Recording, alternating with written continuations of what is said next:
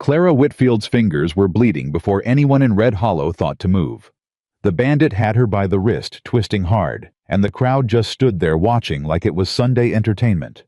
She didn't scream. She didn't beg. She swung that worn leather purse with everything her body had left, and when it connected with the side of his face, the crack echoed off every storefront on that street. He stumbled. She held on. If you've ever been counted out before you even got started, stay with me. This story is for you. Before we go any further, I want to invite you to subscribe to this channel and follow Clara's story all the way to the end. Drop a comment telling me what city you're watching from. I want to see how far this story has traveled. Now let's go back to Red Hollow, Colorado, 1874, and meet the woman nobody saw coming. The summer of 1874 came to Red Hollow, Colorado, like everything else in that hard country, without apology and without warning. Clara Whitfield had been traveling for 11 days straight, and every single one of those days had left a mark somewhere on her body or her spirit. Her boots had worn thin at the right heel. Her dress, once a decent shade of blue, had faded to something closer to the color of old ash. Her dark hair was pinned up under a bonnet that had seen better years, and her full rounded figure drew eyes from every porch and doorway she passed. Not because she was out of place, but because people in a town like Red Hollow had already made up their minds about a woman who looked like her before she ever opened her mouth. She was 27 years old. She had buried her father 4 months ago. She had traveled across 2 territories alone, with nothing but a wagon, an aging bay mare named Dolly, and a worn leather purse that she kept tucked against her side, like it contained the last breath of everyone she had ever loved. Because in a way it did. Inside that purse were the land documents her father had signed over to her 3 days before he died. There were 2 letters he had written in his final weeks, one for Clara, one for her younger sister, Nora, who was waiting somewhere ahead on the family homestead near Miller Creek. There was a faded photograph of her parents on their wedding day, her mother's face soft and bright, her father standing straight and proud in a way Clara had never actually seen him stand in life. There was a small carved wooden bird her father had made for her when she was 6 years old, the wings smoothed down from years of her fingers running over them in moments of fear. That purse was not luggage, it was a lifeline. And when the masked man stepped into her path in the middle of Red Hollow's main square, that Tuesday afternoon, she understood immediately that losing it would mean losing the last thread that connected her to the world she came from. "Hand over the purse, sweetheart." His voice came out lazy and amused, like he had done this 100 times before and found it tedious. He was shorter than she expected for someone carrying himself with that much arrogance broad in the shoulders, wearing a bandana pulled up over his nose and a hat pulled low. One hand rested on the pistol at his hip.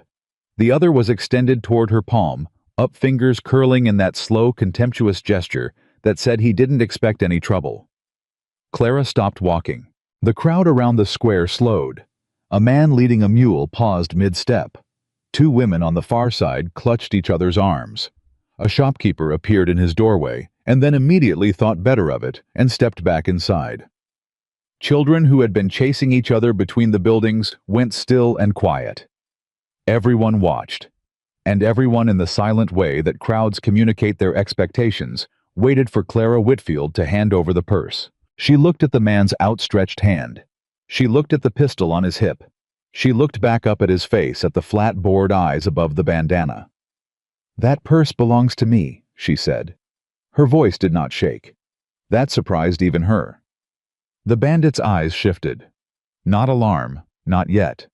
Just a flicker of recalibration, the way a man adjusts when the script goes slightly off. He tilted his head. "Now I ain't gonna ask twice, ma'am. Make this easy on yourself," I said. Clara repeated slower this time, her grip tightening on the leather strap until her knuckles went pale. "That purse belongs to me."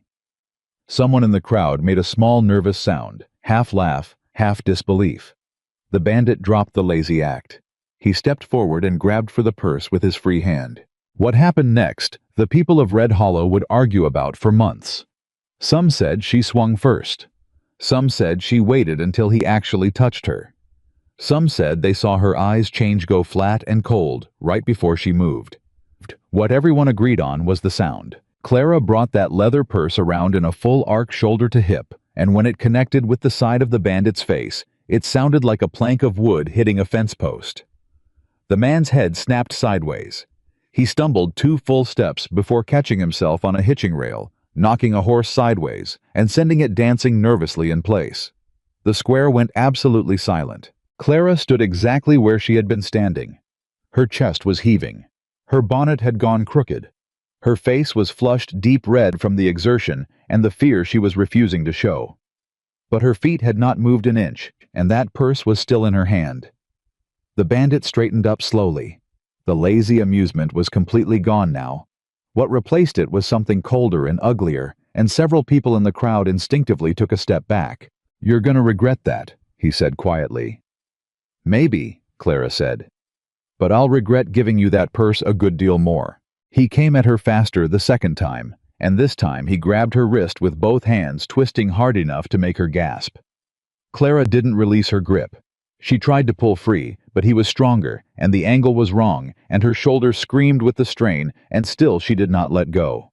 She planted her feet and pulled in the opposite direction, her whole body leaning back, her heels digging into the dirt like she intended to move the earth itself, if that's what it took. The crowd watched. Not a single person stepped forward. A woman near the front had her hand pressed to her mouth. A man 3 feet from Clara simply looked away, studying something on the far horizon with great intensity. 2 cowboys leaning against the saloon porch exchanged a glance and then went back to examining their boots. Clara felt the moment her shoulder was about to give. She felt the wrist beginning to lose its grip, not because she wanted to let go, but because the human body has limits, regardless of what the spirit demands.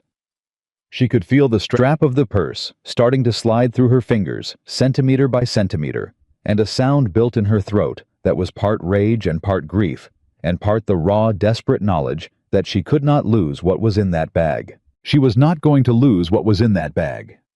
She dropped her weight suddenly, all of it, every pound that people had spent years criticizing and mocking and whispering about, straight down toward the ground. The unexpected shift threw the bandit off balance. He lurched forward, losing his grip on her wrist for just half a second, and in that half second, Clara swung the purse again lower this time, catching him across the knee. He went down on one leg with a grunt. Clara stepped back, breathing hard, purse clutched to her chest, with both arms now standing over him in the afternoon sun, with her bonnet half hanging off her head and her dress dirty at the hem and blood on her fingers where the strap had cut into her palm. She was shaking. She made sure nobody could see it. "You done?" she asked him. He looked up at her from the ground, and there was something in that look that went beyond anger, something personal and small and very, very mean. "You don't know who I work for," he said. "I reckon I don't," Clara replied. "But I know that purse is mine." It was at that moment, from the second-floor porch of the Red Hollow Saloon, that a man who had been leaning against the railing with his arms folded and a look on his face like he had grown permanently tired of the human race went very, very still. Wyatt Callahan had been in Red Hollow for 3 days, which was 2 days longer than he usually stayed anywhere. He was 35 years old, which meant he had been wandering for going on 6 years now, since the fire, since Margaret, since everything that used to make the concept of home feel like something other than a word. He was not a large man in the dramatic sense, not the kind of man who took up a room the moment he entered it, but he had the kind of stillness that made people instinctively step around him on a boardwalk, the stillness of someone who had absorbed a great deal of pain and learned to keep very, very quiet about it. He watched Clara Whitfield swing that purse. He watched her drop her weight and steal back those precious seconds. He watched her stand over the bandit with her chin up and her hands bleeding and her voice as level as if she were discussing the weather. And something happened in Wyatt Callahan's chest that he had not felt in 6 years. Not admiration. He had felt admiration before for various people doing various brave or foolish things. This was something different. This was the specific ache of recognition, the feeling of seeing something in another person that maps onto the most private landscape of your own interior. The feeling of watching someone refuse to be diminished. He said it under his breath. He hadn't intended to say it at all. It just came out quiet, as exhaled air, something between a thought and a prayer. "That's my kind of woman." His partner Deke, sitting beside him on an upturned barrel, shot him a sideways look. Wyatt ignored it. Down in the square, two of the sheriff's deputies had finally materialized, late the way authority always seems to arrive late, when the person in need of it doesn't look like much, and were hauling the bandit to his feet with the practiced efficiency of men who had done this many times before and expected to do it many times again. The bandit went without much protest, though he looked back at Clara once, and the look on his face made Wyatt's jaw tighten. The crowd dispersed. That was the thing about crowds, Wyatt had noticed. They gathered fast for spectacle, and scattered just as fast when the spectacle was over, as if whatever courage might be required to acknowledge what they had just witnessed was more than they'd budgeted for the afternoon. Within 2 minutes, the square was nearly empty again, just the normal traffic of a Tuesday in a small frontier town. And Clara Whitfield was standing alone in the middle of it, still clutching that purse. Her breathing gradually steadying, her eyes tracking the direction the bandit had been taken. She was the only person in the square who watched him go. Wyatt came down the saloon steps and crossed the street slowly, not rushing, giving her time to see him coming so she wouldn't startle. He stopped about 6 feet away from her and tipped his hat. "Ma'am." Clara looked at him with eyes that had already assessed him completely before he'd finished the single syllable. It was a look Wyatt recognized, the look of a woman who had learned to evaluate danger quickly and accurately, because the cost of misjudging it was too high. "I don't need anyone's sympathy," she said, "or a lecture about what I should have done differently." "Wasn't planning on offering either," Wyatt said. A beat passed. "You're bleeding," he said. Clara looked down at her hand. The leather strap had left a clean diagonal cut across her palm, not deep, but bleeding steadily.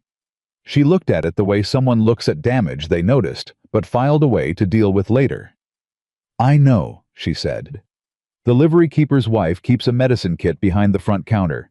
She won't ask questions." Clara studied him for another moment. "And why would you know that?" "Because I got cut up in a card game 2 days ago, and she patched me up without saying a word about it." He paused. "She's a good woman."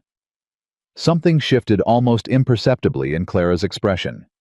Not softness, not yet, but a slight recalibration, the removal of the outermost layer of wariness. "Thank you," she said, "for the information." She walked past him toward the livery. Wyatt watched her go. Deke appeared at his elbow, materializing the way Deke always did when Wyatt was watching something he shouldn't be watching. "Don't," Wyatt said. "I didn't say a word," Deke said. "You were about to." Deke scratched the back of his neck. "She ain't exactly the kind of woman who seems like she wants company." "No," Wyatt agreed. "She ain't." He watched until she turned the corner. "Which is exactly why she's probably been carrying everything alone for a good long while," he said quietly. The livery keeper's wife. A sturdy, no-nonsense woman named Mrs. Pratt, who communicated primarily in efficient gestures and occasional short declarative sentences, took one look at Clara's hand, at her face, at the state of her dress, and said exactly nothing. She produced a clean cloth, a small tin of ointment that smelled of pine, and something sharper, and a length of bandage, and she set to work with the competent calm of someone who understood that sometimes what a person needs most is to be helped without being talked at. Clara sat on a low stool and let her. "My wagon's outside," Clara said after a moment. "The mare's Dolly. She's been patient." "She's been watered," Mrs. Pratt said briefly. "My husband saw to it when you drove in." Clara blinked. "I didn't ask." "No," Mrs. Pratt agreed. "You didn't." She tied off the bandage with a neat firm knot and sat back examining her work. "The man who attacked you," Clara said carefully. "Do you know him?" Mrs. Pratt's expression didn't change. But something behind her eyes did a careful flattening, the look of a person who is deciding how much of what they know it's safe to share. "His name's Holt," she said finally. "Dale Holt. He runs with a rough crew that's been in and out of this area for the past year or so." She paused. "He ain't an independent operator, if you understand my meaning." Clara understood. "Who does he work for?" That, Mrs. Pratt said, standing up and returning the medicine kit to its shelf, is a question that's gotten several people in this town into a good deal of difficulty. so I'll leave you to draw your own conclusions. She glanced at Clara from the corner of her eye. You said your wagon's outside. Where are you headed? Miller Creek, Clara said. My family has land there, or had. I'm going to see about settling it. The silence that followed was about 3 seconds too long. What? Clara said. Nothing, Mrs. Pratt said. Nothing at all. But her hands had gone very still on the counter, and she was staring at a point somewhere past Clara's shoulder, with an expression that was working very hard at being neutral and not quite getting there. Clara stood up. Mrs. Pratt, if there's something I should know about Miller Creek. I think, Mrs. Pratt said carefully, that you should talk to Sheriff Greer when he's available. He can probably tell you more than I can. And where is Sheriff Greer? That's an excellent question, Mrs. Pratt said with a flatness in her voice that told Clara everything she needed to know about what Mrs. Pratt thought of Sheriff Greer. Clara walked back out into the afternoon. The square was quiet now, and the sun had moved enough to cast long, angular shadows between the buildings. Her wagon sat where she'd left it, Dolly hitched and waiting with the patient resignation of an animal who had logged too many miles to get worked up about one more delay. Clara ran her hand down the mare's neck and checked the harness straps by habit, and that was when she saw it. The right rear wheel. The spokes on one side had been cracked not by wear, not by road damage, but cleanly deliberately with some kind of tool. It was a clean kind of damage that road usage doesn't produce. Wheels don't crack symmetrically from potholes. This had been done by hand, and done recently. The wood was pale and fresh where the cracks ran. Clara crouched down and looked at it for a long time without speaking. Someone had done this while she was inside with Mrs. Pratt. Someone who knew she was traveling to Miller Creek. Someone who wanted to stop her from getting there. That wasn't there an hour ago. She didn't startle. She'd heard the boots on the boardwalk. She straightened up and turned around to find Wyatt Callahan standing a respectful distance away, hat in hand, now looking at the wheel with the practiced eye of someone who knew what deliberate damage looked like. No, she said. It wasn't. I saw a man crouched by your wagon about 20 minutes ago. Thought he was just checking a loose strap. His jaw worked. Should have looked harder. It's not your responsibility to watch my wagon, Clara said. No, he agreed. But I noticed, and I didn't act on what I noticed, so I reckon I carry some of that. He looked up at her. I can fix it. I've got the tools in my saddlebag, and there's timber in the livery. It'll take about an hour. Clara looked at him. This was the part that always came the moment when a man's help arrived attached to something. Pity or expectation, or the particular kind of condescension that disguised itself as generosity. She had learned to read the fine print of an offer almost before it was finished being spoken. She read Wyatt Callahan's face now. She read it carefully the way you read something important, looking for the catch. There was no catch. There was just a man standing in the late afternoon light, looking at a damaged wheel with his hat in his hands, and he had the look of someone who understood what it meant to watch something be taken from you before you could stop it. I don't need saving, she said. I want to be clear about that. Yes, ma'am, Wyatt said. I got that impression about 40 minutes ago in the town square. A pause. I need the wheel fixed, she said finally. I can pay. I'm not asking for pay, he said. She studied him again. Why? She asked directly. Wyatt was quiet for a moment. He turned his hat slowly in his hands, the brim rotating through his fingers in a way that seemed almost unconscious. Then he looked up at her with the steady, unpretentious honesty of a man who had run out of energy for anything other than the truth. Because I've spent 6 years watching people get taken advantage of and telling myself it wasn't my business, he said. And I'm getting real tired of not making it my business. Clara held his gaze for 3 full seconds. An hour, you said. About that. I'll be at the general store. I need supplies. She walked away without looking back. Wyatt crouched by the wheel and got to work. Dake materialized again from whatever shadow he'd been occupying and sat on a crate nearby, watching with the expression of a man who has decided to witness history without participating in it. She's heading to Miller Creek, Wyatt said without looking up. I know, Deke said. You know what's happening out at Miller Creek. I've heard things. Wyatt pulled the damaged spoke free and examined it. Clean cut. Professional. Not Holt style. Holt was the blunt instrument. This was the kind of work that came from someone with more patience and less noise. She's carrying land papers, Wyatt said. I saw them in that purse when she was wrestling with Holt. Legal papers. Property documents. Wyatt, Deke said carefully. She's got no idea what she's walking into. Wyatt, and nobody in this town is going to tell her because they're all scared of the same people she should be scared of. Wyatt. Deke's voice had taken on the weary, steady tone of a man who had said a particular thing many times before and was preparing to say it again. We are passing through. Remember, we don't stay anywhere. That's the arrangement. That's been the arrangement for 6 years. Wyatt fitted a new piece of timber against the hub and began working the angle. 6 years is a long time to keep an arrangement, he said. You start helping this woman, you know where it goes. Where does it go? Somewhere, Deke said. Which is different from nowhere, which is where we've been fine living for 6 years now. Wyatt didn't answer. He worked the wheel. The sun continued its move across the sky. Inside the general store. Clara moved through the aisles with a list she'd been maintaining in her head for days.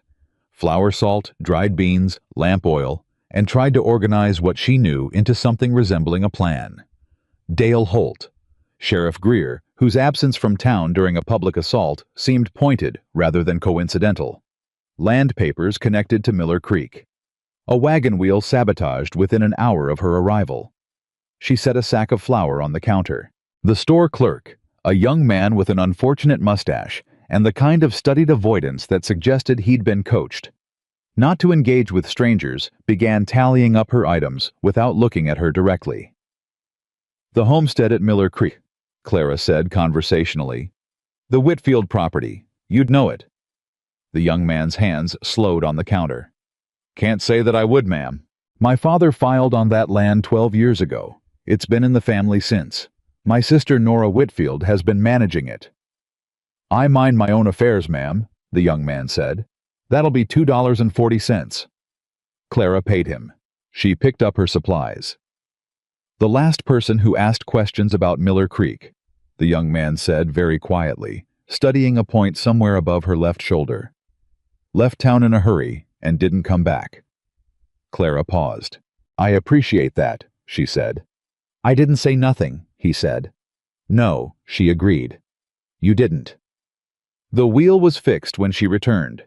Wyatt was packing his tools away, and Deke was nowhere in evidence.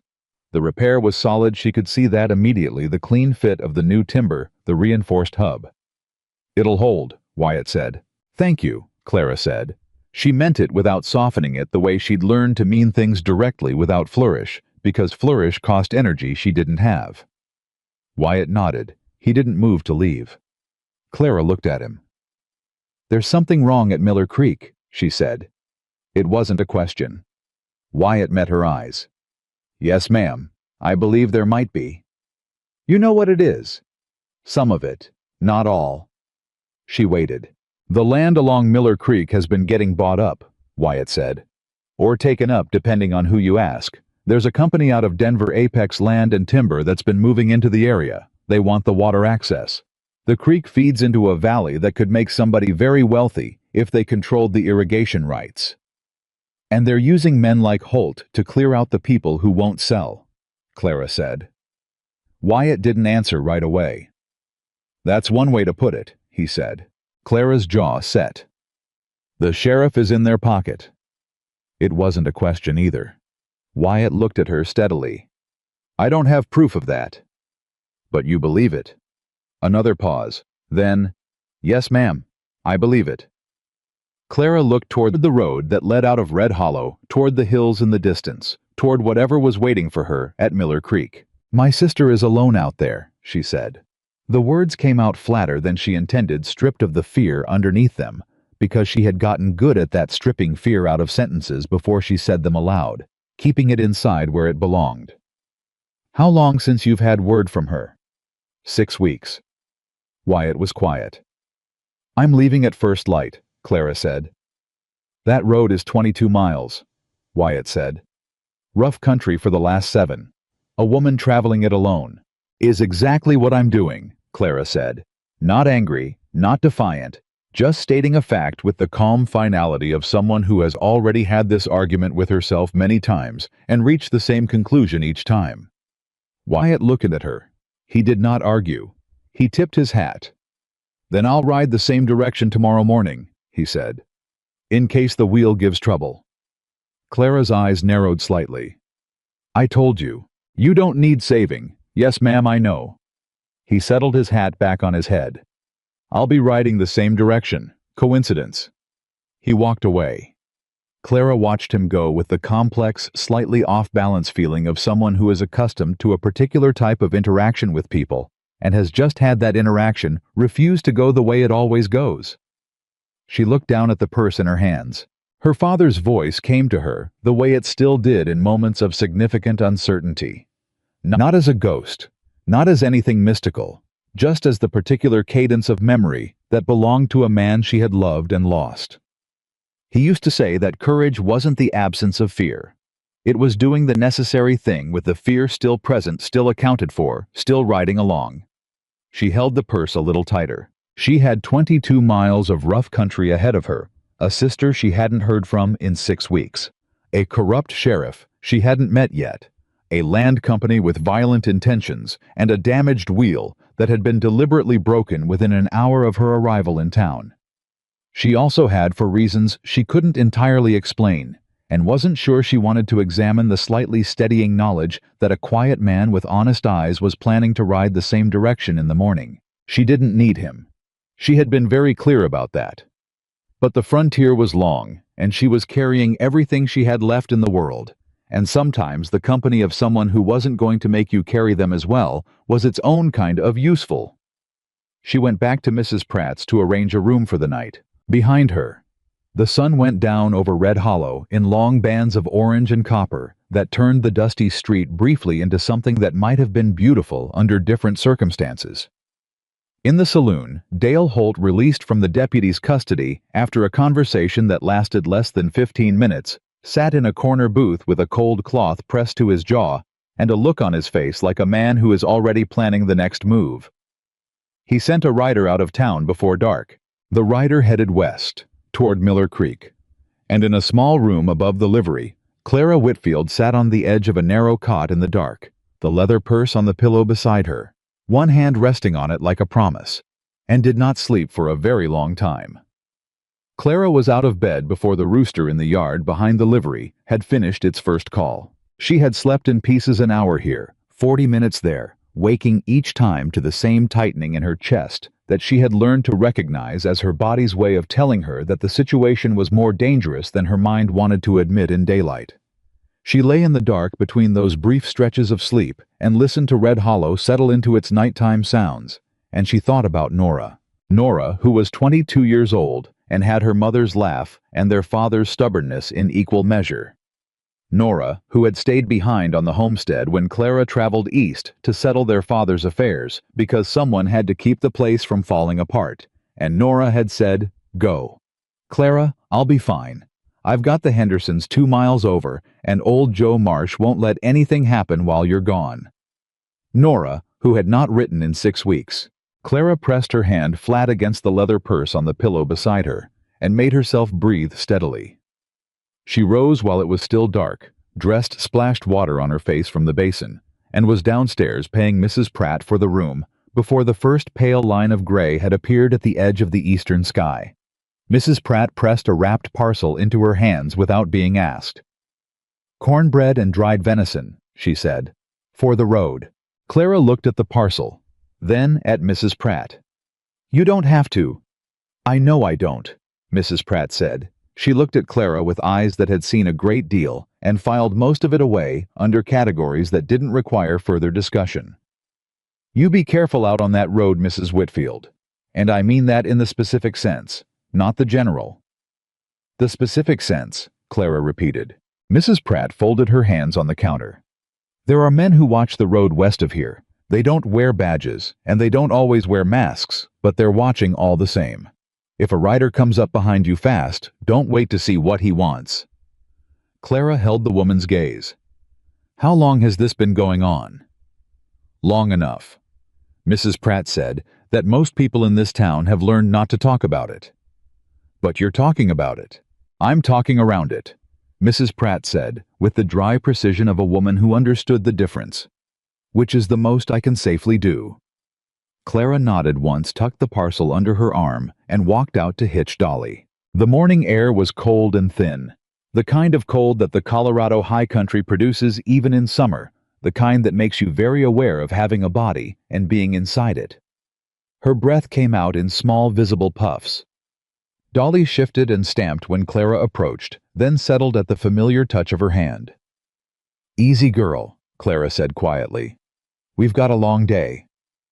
She had the mare hitched and the wagon loaded in 20 minutes. She was climbing up to the seat when she heard the sound of a second horse being brought out of the livery, and she turned to see Wyatt Callahan leading a tall gray gelding into the early morning saddlebags across the horse's back, and his rifle in the scabbard. He saw her looking. "Same direction," he said simply. Clara looked at him for a moment in the gray pre-dawn light. He looked the same as he had the afternoon before, contained, unhurried, with that quality of stillness that she had been turning over in her mind during the night without entirely meaning to. He was not performing helpfulness. He was not performing anything at all. He was just there in the way that a reliable thing is just there without announcement. "There's a man riding out ahead of us," she said. "Sent last night. Holt's people." Wyatt's expression didn't change. "I know. I saw him leave." "You didn't think to mention it." "I was planning to mention it this morning." Clara absorbed that. "And you're still planning to ride the same direction?" "That's correct." "Despite the fact that someone is riding ahead of us to warn people we're coming?" "Yes, ma'am." "Why?" she asked directly. The same question she'd asked him the afternoon before, but with more weight behind it now, because the situation had clarified overnight into something more dangerous than a damaged wagon wheel and a masked bandit in a town square. Wyatt was quiet for a moment. He adjusted the gelding's girth strap with the focused attention of a man who is choosing his words carefully. "Because 6 years ago," he said finally without looking up, "I had something worth protecting, and I didn't protect it in time. And I've spent every day since then being very clear with myself about the fact that I cannot get that time back." He buckled the strap and straightened up. "But I can choose what I do with the time in front of me." Clara stared at him. The honesty of it sat in the cold morning air between them like something solid. "Ride behind the wagon," she said finally. "If anyone's watching the road, I don't want it to look like I've hired an escort." Something that wasn't quite a smile moved through Wyatt's eyes. "Yes, ma'am." They left Red Hollow as the first real light crept over the eastern hills, and the town watched them go in silence. The first 7 miles of road were manageable, packed dirt clear enough running through open scrubland with the mountains visible ahead in the blue distance. Clara held the reins and kept her eyes on the road and listened to Dolly's breathing and the creak of the wagon, and behind her the steady 4-beat rhythm of the gray gelding's hooves. She did not look back. She didn't need to. She could track his position by sound the same way she'd learned to track everything else that mattered by what she heard rather than what she could see. It was about 4 miles out of Red Hollow that she noticed the other rider.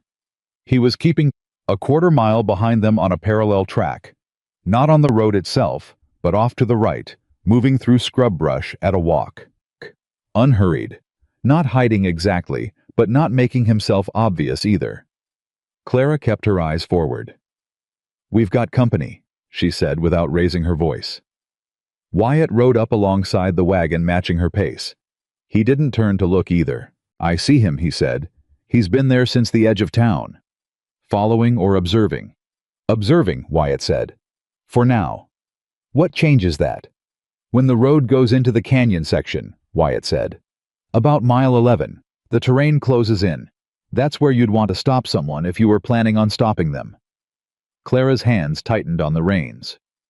"Then we need to be through the canyon before he decides to change from observing to stopping."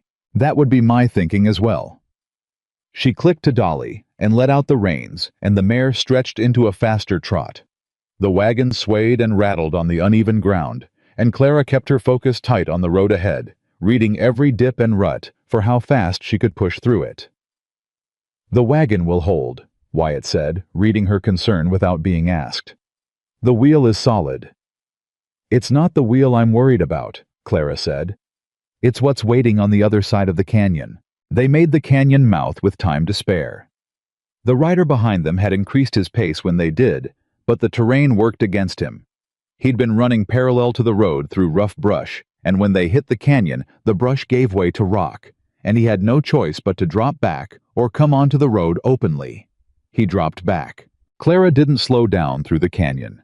She pushed Dolly as fast as the animal could safely go on the rocky track, and Wyatt stayed close to the right side of the wagon without being asked, positioned between her and the canyon wall, his right hand loose and near the revolver on his hip. They came through the canyon and out into open land on the other side, and Clara pulled Dolly back to a walk and exhaled something she'd been holding since mile 4. "He'll send a message ahead," Wyatt said. "I know," Clara said. "Whoever's at the end of this road will know we're coming." "I've been expected since yesterday afternoon," Clara said. "I'd rather be prepared for what's waiting than pretend I have the element of surprise." Wyatt looked at her with a sideways quality of attention that she was beginning to recognize as his version of something other men expressed much more loudly and much less usefully. "Your father taught you to think like that?" he asked. Clara considered the question seriously. "My father taught me to read a room," she said. "My mother taught me that being underestimated was a tactical advantage if you had the patience to use it correctly." A brief pause. "I've had a lot of practice with the patience." Wyatt was quiet for a moment. Then, "What happened to your mother?" "Fever, when I was 14. Clara said it the way you say things you've said many times, not without feeling, but with the feeling under control, wearing a familiar shape. After that it was just Papa and me and Nora. Papa worked the land. I managed the house and helped with the planting. Nora grew up somewhat wild because Papa was grieving, and I was too busy keeping everything running to do much about it." A small, warm ghost of a sound that wasn't quite a laugh. "She turned out better than I had any right to expect. She sounds like someone worth riding 22 miles for," Wyatt said. "She's worth riding 100, Clara said flatly. "And if someone has touched one hair on her head, I will make it extremely clear that the property and the family and the papers in that purse are not things that can be taken from us without a cost far exceeding whatever they thought this was worth." Wyatt said nothing for a moment. Then he said quietly, "I believe you." And the thing was, he did. The homestead came into view around the 11th mile, in the way that places come into view when you've been imagining them for weeks all at once, and slightly smaller than memory had made them, but also more real, more solid in a way that hit differently than imagination could. Clara had not been to the Miller Creek property in 4 years. She had visited once after their father filed on the land, helped clear the first season, then gone east to take a position as a seamstress in Denver when money ran thin, sending wages back. The place had mattered to her father more than anything after her mother died. It was supposed to matter to Nora now. Clara pulled Dolly to a stop at the crest of a low rise where she could see the homestead laid out below the cabin, the small barn, the kitchen garden that should have been green with midsummer growth. The kitchen garden was not green. It was brown and dry and completely untended. The cabin door was open. Clara was down from the wagon seat before the vehicle had fully stopped, and she was moving toward the cabin at a pace that was not quite a run, but was the fastest walk her body knew how to do, and her hand was pressing the purse flat against her side so it wouldn't swing, and she was calling before she'd reached the door. "Nora, Nora." The cabin was empty. Not abandoned. Empty. There was still furniture, still a few personal items. Nora's blue shawl hung on the hook by the door, where she always hung it, a half-finished piece of mending on the table beside the cold stove. But empty in the specific way that suggested the person who had been here had not left of their own free will and had not expected to be gone long. Clara stood in the middle of the cabin and turned slowly, cataloging everything she saw, the way her father had taught her, deliberately, systematically looking for the story the objects were telling. Nora's shawl on the hook. The mendings on the table. 2 cups on the shelf, not one. She had had a visitor, The stove was cold, but not long cold. When Clara pressed her hand to it, there was still a faint residual warmth deep in the iron, the ghost of a fire that had been burning maybe 12 to 14 hours ago. Clara. Wyatt's voice from the doorway. Quiet, carefully controlled. She turned. There are 3 horses in the barn, he said. 2 of them aren't Nora's. The third one, he stopped. Chose the next word with precision. The third one looks like it belongs to a woman who takes care of her animals. Clara's throat closed. She walked to the barn. The third horse was a small roan mare with a white blaze, gentle-eyed and nervous, the kind of nervous that comes from the animal picking up the distress of people around her. She was still saddled. Still saddled. Nora had been preparing to ride somewhere and hadn't made it. Clara pressed her face against the roan's neck and breathed. Just breathed. The animal shifted and steadied and put its nose against her shoulder, and Clara allowed herself exactly 10 seconds of what she was feeling. The fear, the fury, the vertigo of arriving somewhere you've been desperate to reach and finding it worse than your worst imagining. 10 seconds. Then she straightened up. The 2 other horses, she said. Her voice was completely level. Who do they belong to? I've got a thought on that, Wyatt said carefully. Tell me. One of them has a brand I've seen before, a stylized A over a T. He met her eyes. Apex Land and Timber. The name landed in Clara's chest like a stone into still water, sending rings out through everything else she'd been thinking. They were here, she said. Yes. They took her. Wyatt's jaw tightened. I think it's possible someone led her somewhere, yes. Or convinced her to go. Or... He stopped himself. Or forced her, Clara finished. Say it.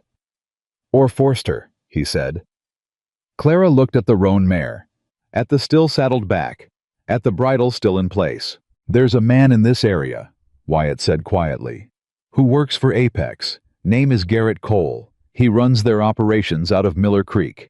He's not like Holt. He's not a common criminal. He's organized, educated. He does this thing very carefully and very legally on paper. Wyatt's voice had gone flat in a specific way. He finds leverage. He uses it. He makes people feel like leaving is their own idea. Except when they don't leave, Clara said. Except when they don't leave, Wyatt agreed. And Nora wouldn't leave. It wasn't a question. Anyone who knew Nora for 10 minutes would have known it wasn't a question. Nora Whitfield had inherited every grain of their father's stubbornness and had cultivated it like a prize crop. Clara walked back to the cabin. She went to the table where the mending was sitting and looked at it carefully. A shirt men's too large for Nora, probably meant for a neighbor, and underneath the shirt, barely visible, a corner of paper. Clara moved the shirt. It was a letter, partially written in Nora's round, urgent hand. Clara, if you find this before you find me, go to Henderson's first. Mrs. Henderson knows where I am. Do not go to the sheriff. I mean it, Clara. Do not. It stopped there, interrupted mid-sentence. Clara read it twice. Then she folded it with hands that were not entirely steady and placed it in the purse next to her father's letters, next to the land documents, next to the carved wooden bird. The Hendersons are 2 miles north, Wyatt said. He had read the letter over her shoulder without apology, and she found she didn't mind. There was no time left for the normal social constructions around privacy. I know where the property is. How do you know that? Because before I rode into Red Hollow 3 days ago, Wyatt said, I spent a week asking questions about this area, about Apex, about what's been happening out here. He met her gaze steadily. I was looking for something that might be worth staying for. Clara stared at him. The implications of that sentence unpacked themselves in the air between them slowly. You were already investigating Apex, she said, informally. Why? And there it was. The thing he hadn't said yet. The thing that had been sitting behind every careful word he'd spoken since the town square. The weight she'd been sensing without being able to name. Wyatt took off his hat. He held it in both hands. The fire that took my ranch 6 years ago, he said. The fire that took my wife. His voice was even. Not emotionless, she could hear the vast territory of what was underneath it, but controlled in the way that people control things they've been carrying for a very long time. It was not an accident. I spent 3 years trying to prove that. Couldn't do it. Eventually, I ran out of places to pull on threads. He looked down at his hat, then back up at her. 2 months ago, I found a new thread. It led here, to Miller Creek, to Apex Land and Timber and a man named Garrett Cole. The silence that followed was the kind that required no filling. Clara looked at him for a long time. "Your wife," she said quietly. "Her name?" "Margaret," he said. "Margaret Callahan. She was 29 years old." Clara pressed her lips together. Two people standing in an abandoned cabin with the remnants of someone else's interrupted life around them, each carrying a weight that the other had not been asked to share, and yet somehow in the specific way that genuine grief recognizes itself in other genuine grief, they were not strangers anymore. "We need to get to the Hendersons," Clara said. "Yes," Wyatt said. "And then we need to find my sister." "Yes." She looked at him directly. "And then after that we are going to pull every thread there is on Garrett Cole and Apex Land and Timber until the whole thing comes apart." Wyatt held her gaze. "Yes, ma'am," he said. And this time, there was something different in it. Not deference, not the careful politeness of a man managing a difficult situation, but the specific quality of an equal, recognizing an equal. They left the cabin. The Henderson farm was 2 miles north, and they made it in under half an hour. The wagon and the gray gelding, moving at a pace that communicated urgency without communicating panic, because panic was visible from a distance, and there was at least one man somewhere on that road who had already been watching them. Mrs. Henderson came out onto the porch before they reached the gate. She was a small, weathered woman in her 60s, with the kind of face that had been through enough seasons that it no longer registered surprise as an emotion, just a rapid assessment of the situation in front of her, followed by a decision about what to do. She took one look at Clara and said, "You're Nora's sister." "Where is she?" Clara asked. Mrs. Henderson's eyes moved to Wyatt. "He's trustworthy," Clara said. She said it without hesitation, and the certainty in her own voice struck her as something she hadn't expected to feel about a man she'd known for less than 24 hours. But certainty didn't always require time. Sometimes it required evidence, and Wyatt Callahan had been providing evidence at a consistent rate since he'd picked up his tools and crouched beside her damaged wagon wheel.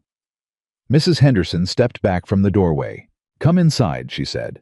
"Both of you." The story came out in pieces the way stories always do when the person telling them is still frightened. 3 weeks ago, 2 men had come to the Miller Creek homestead claiming to represent Apex Land and Timber. They had a document they claimed was a lien on the property, a debt their father supposedly owed to a Denver bank that had since been acquired by Apex. Nora had told them the document was fraudulent. She had told them she had the original land grant papers and that she intended to prove the lien was false. The men had left. 4 days later, a rider had come through with a message for Nora, a summons from Sheriff Greer claiming there was a legal matter in Red Hollow that required her presence. Nora had not believed it, but 2 days ago, another man had come. Not Holt's type, not rough, but well-dressed and soft-voiced, the kind of polished menace that wears a good suit and speaks in complete sentences. He had told Nora that her sister was being held in Red Hollow, that Clara had arrived and been detained on suspicion of fraud relating to the land papers. It was a lie. But Nora hadn't known that. Nora had saddled her horse. She had started for Red Hollow. She had not arrived. She never made it, Clara said. Not a question. Her voice was absolutely steady in the way that very deep water is absolutely still at the surface. "No," Mrs. Henderson said. "My husband rode the road toward Red Hollow the next morning looking for her. Found her horse at the canyon mouth still saddled. No sign of Nora." Clara set her hands flat on the table in front of her. She pressed down. She breathed. "They used me as bait," she said. "They told her I was in trouble to get her out of the homestead." Her jaw worked. "And they were using her to get me to come here." "That's my reading of it," Wyatt said quietly. "Which means they have her somewhere, and they're waiting to see if I'll produce the land papers to get her back." Clara looked up. Which I won't. Because if I hand over those papers, there's no reason for them to give either of us back anything. Mrs. Henderson's husband. Thomas had come in from the back room during the telling and stood now by the window with his arms folded, a big quiet man with work-roughened hands and the look of someone who has been angry for a long time and has been waiting for the right occasion to do something about it. "You're not the first," he said. "The Coopers on the South Fork, they took their youngest boy for 2 days before the Coopers signed over. The Wachowski family left in the middle of the night in February. The Birch family." He stopped. "They pushed back. Their barn burned." The room went quiet. "How many families are left on the creek?" Wyatt asked. 8, Thomas said. "Down from 16, 18 months ago." "And the remaining 8? Scared," Thomas said. "Holding on. Waiting for someone to tell them it's possible to hold on." He looked at Clara in a way that had a question in it. Clara looked back. She was aware of the weight of that look, the specific weight of people who are frightened and have been frightened for a long time, looking at someone who has just arrived and asking with their eyes whether it is safe yet to stop being frightened. She was aware of how heavy that was to carry. She was also aware with a clarity that sometimes arrives in the middle of extreme circumstances that she had been carrying a version of that weight her entire life, carrying it alone, refusing to put it down, refusing to share it. She looked at Wyatt. He was watching her with that sideways quality of attention, reading something in her face. She looked back at Thomas Henderson. "Tell me everything you know about where Apex operates out of," she said. "Every property they've taken, every name connected to them, every time the sheriff's men have showed up at someone's fence line." She reached into her purse and produced a folded piece of paper, one of her father's letters. The second one, the one not addressed to anyone in particular, but written in the deliberate way of a man who knows he is writing for a future record. "And tell me who in this valley still has the original documentation of their land grants." Thomas stared at the paper. Then he looked at his wife. Mrs. Henderson nodded. Thomas unfolded his own arms and sat down at the table. "It's going to take a while," he said. "I have time," Clara said. "My sister doesn't." They talked for 2 hours. By the end of it, the picture that had been forming in pieces since the moment in the town square had come into full, cold, specific focus. Garrett Cole, smooth, methodical patient. Garrett Cole had been building a legal framework around the Miller Creek properties for nearly 2 years. False liens, forged debt instruments, a sheriff who asked no inconvenient questions, a crew of men like Holt who applied the physical pressure when the legal pressure wasn't sufficient. 8 families still holding on, and 7 of them holding on purely because they had nowhere else to go, and no one who could help them prove their documents were real. The 8th family was the Hendersons. And now Clara Whitfield had arrived with a purse full of papers and a quieter fury than most people ever encountered in a lifetime. "The land grant my father filed," Clara said. "It was filed in Denver with the Territorial Land Office. The original is registered there. Whatever forged lien they're trying to attach it has to be compared against the registered grant, and if there's a discrepancy, the registered document takes precedence." "You'd need someone to go to Denver," Wyatt said. "You'd need someone at the Territorial Land Office who isn't connected to Apex," Thomas said. "You'd need," Mrs. Henderson said quietly, with the patience of a woman who had been several steps ahead of the conversation for some time, "to get to Nora first. Because whatever else happens, they will use her." "I know where they're keeping her," Thomas Henderson said. Everyone looked at him. He had the look of a man who had been waiting for the right moment to say something important, and had finally arrived at it. "There's an old relay station 6 miles east of here," he said. "Apex bought it 14 months ago, supposedly to use as a supply depot. But I've seen lanterns burning in it at night, 2, 3 in the morning. I've seen horses tied there that don't belong to supply men." He met Clara's eyes. 2 days ago, I saw Garrett Cole ride out that direction and come back 3 hours later, right after Nora went missing. Clara looked at Wyatt. Wyatt looked at Clara.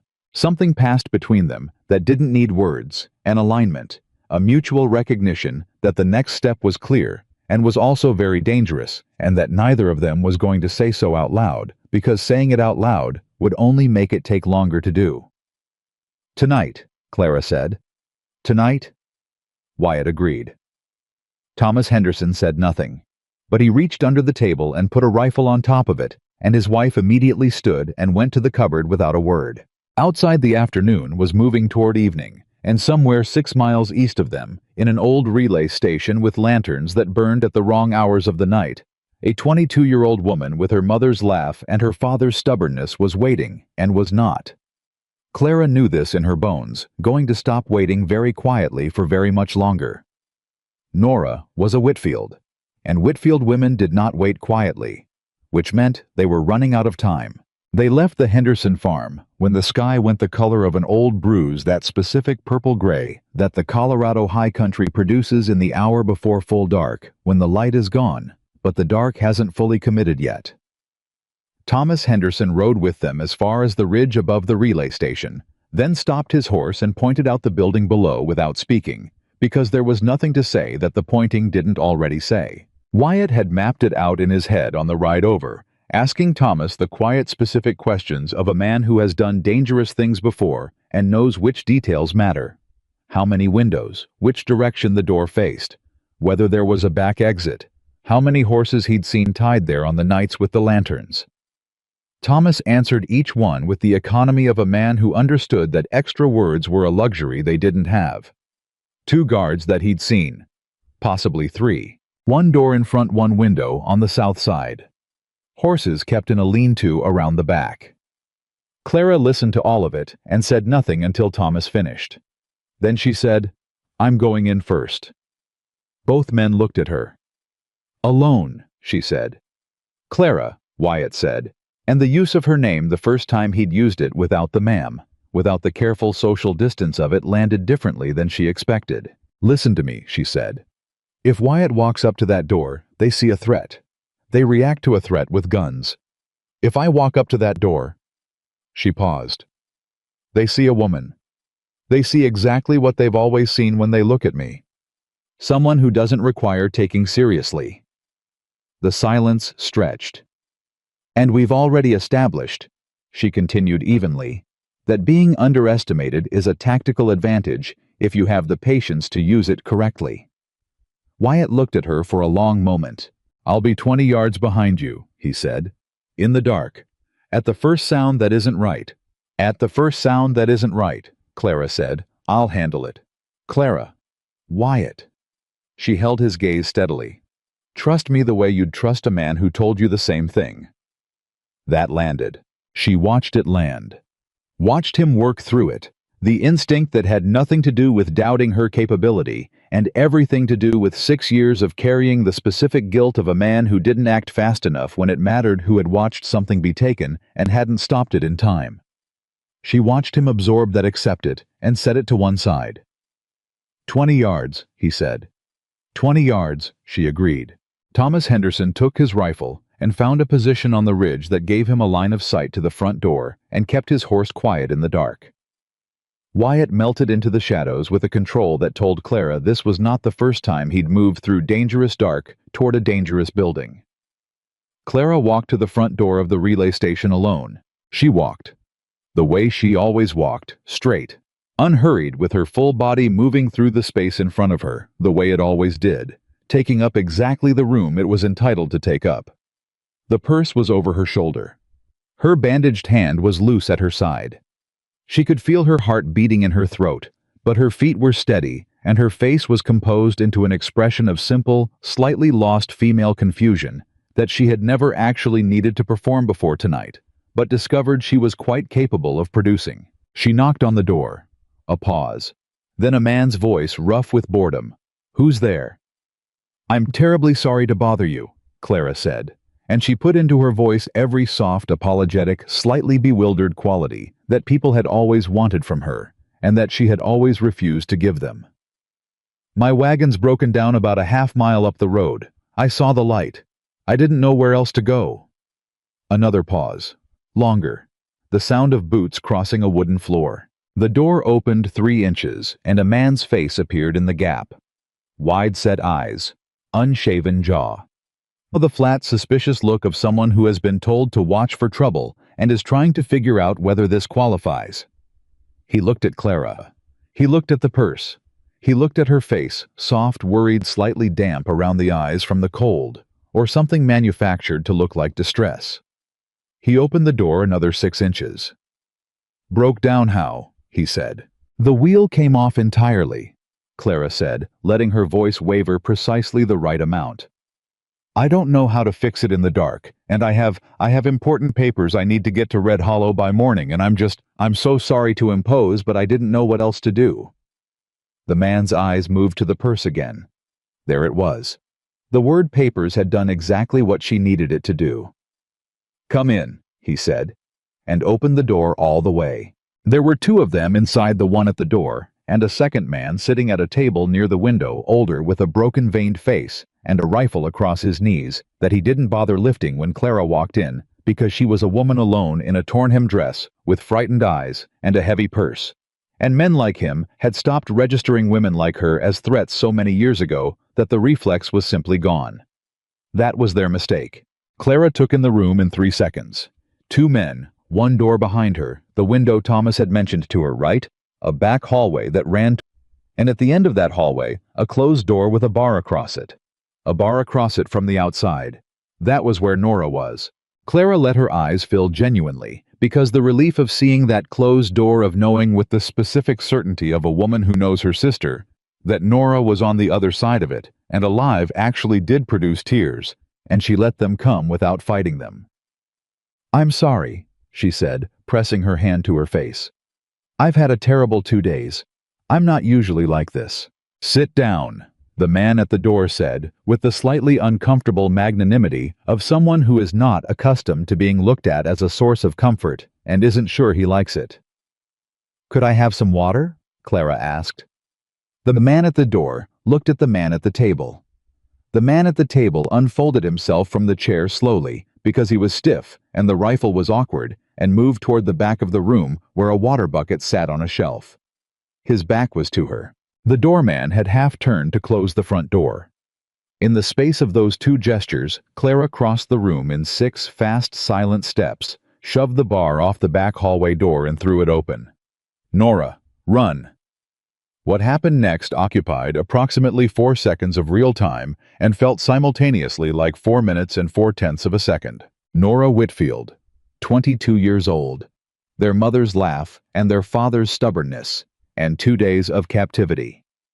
Fueled fury, compressed into one small, fierce-eyed person, came out of that back room like something fired from a cannon. She took in the situation with the instant tactical clarity of someone who had been sitting in a locked room for 48 hours, mentally rehearsing exactly this scenario, grabbed the nearest object, a tin bucket hanging from a wall peg, and threw it at the man with the rifle before he'd completed his turn. It hit him in the temple. He went down. The doorman lunged for Clara. She sidestepped with the specific instinctive economy of a woman who has spent her entire adult life navigating bodies moving toward her in ways she didn't invite, caught his outstretched arm, used his momentum rather than fighting it, and he went shoulder first into the doorframe with a sound that was not pleasant. The front door blew open. Wyatt came through it, low and fast, revolver drawn, and swept the room in the time it takes to exhale. 2 men down, 2 Whitfield women standing. Nora looked at Wyatt. She looked at Clara. "You're late," Nora said. "You're welcome," Clara said.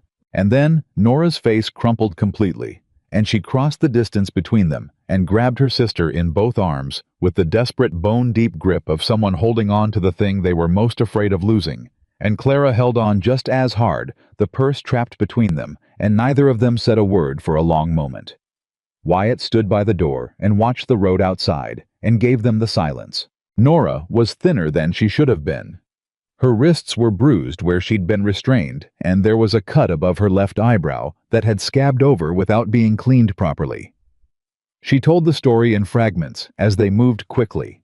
Clara's arm around her, Wyatt at the front, heading for the horses at a pace that was close to a run. Garrett Cole had come to the homestead personally. Not Holt. Cole himself polished careful with a leather satchel full of papers.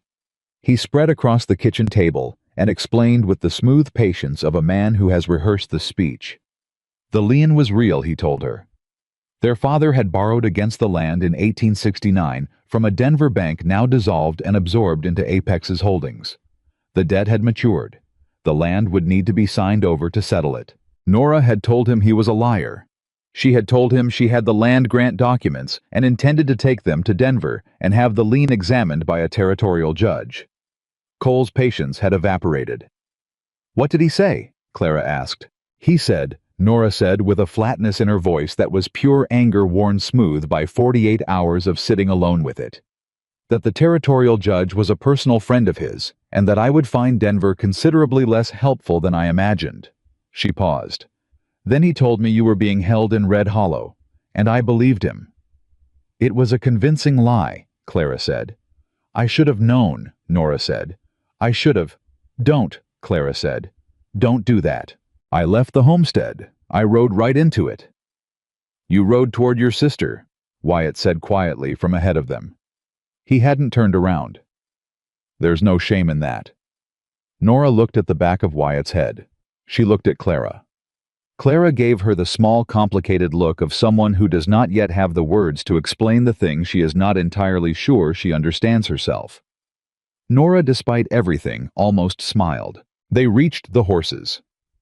Thomas Henderson came off the ridge at a controlled descent, reading the situation correctly and asking no questions that couldn't wait. They moved quickly toward the Henderson farm. They were halfway there when the sound of riders came from the east. Multiple horses, moving fast. "Cole," Wyatt said. "How many?" Thomas said. "4, maybe 5. Wyatt pulled his gelding around. They found the guards. "How long do we have?" Clara said. 5 minutes, less if they push." Clara's mind ran through it in the rapid, almost mechanical way that extreme circumstances sometimes produce a clarity so sharp it felt cold.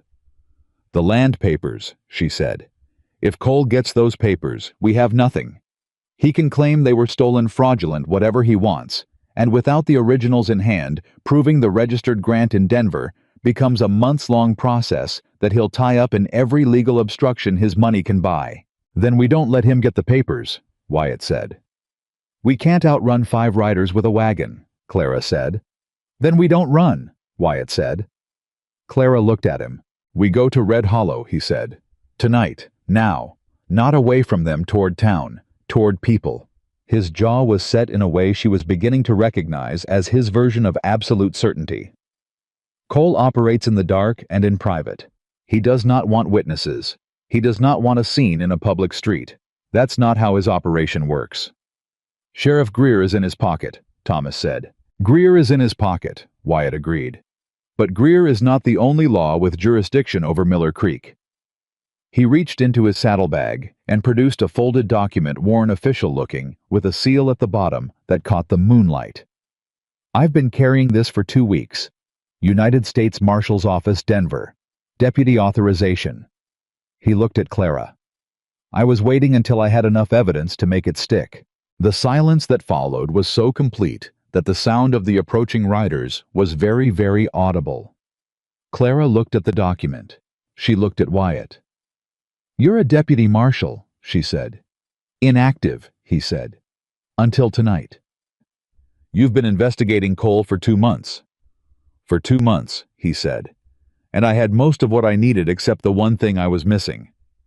"What were you missing?" "Someone the families would trust," he said. "Someone who wasn't a lawman, wasn't a stranger, wasn't someone Cole could paint as an outside agitator coming in to cause trouble." He held her gaze. "Someone who had legitimate standing land papers, family history roots in this valley. Someone the 8 families who are still holding on would rally behind." Clara stared at him. The pieces rearranged themselves. "That's why you fixed my wheel," she said. "I fixed your wheel because someone deliberately broke it and you needed it fixed," he said immediately. "Don't do that. Don't reduce it to strategy."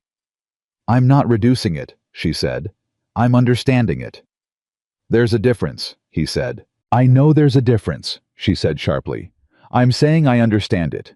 Both things." She held his gaze. "You were already here, already looking.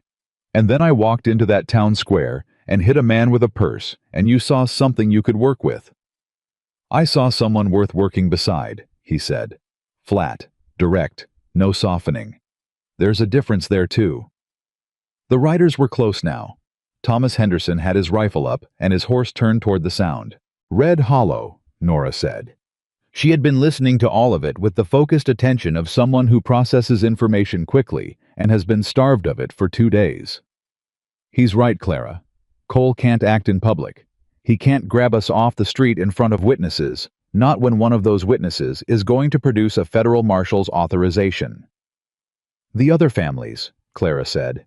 Tomorrow, Wyatt said. Tonight we get to town. Tomorrow morning you talk to the families. You've got their land documents or the registered copies. That's the foundation. I've got the federal authority. Together. Together we give them something to stand behind, Clara said. Together, he said, we make Cole's legal framework fall apart from the inside. Ride, Thomas said, because the riders were no longer a sound in the distance, but a presence on the road, and there was no more time for planning. They rode. Clara pushed Dolly harder than she'd pushed the mare in years, and Dolly responded the way good horses respond to a rider who is genuinely asking with everything she had. The wagon swayed and rattled, and the repaired wheel held every inch of it. Nora rode the roan mare behind them. Thomas Henderson put himself between the women and the sound of pursuit, and Wyatt rode rear guard with the focused, unhurried intensity of a man who has been in worse situations and knows that panic is the most expensive thing you can spend on a dark road. The pursuers gained ground for the first mile, then fell back. Not because they gave up, but because Cole was not stupid, and Cole's men were not going to run 5 horses to exhaustion on an unfamiliar road in the dark, chasing a group that included an armed man who clearly knew how to handle himself. Cole would recalculate. Cole always recalculated. That was what made him dangerous. They reached Red Hollow at 10:30 at night. The town was not asleep.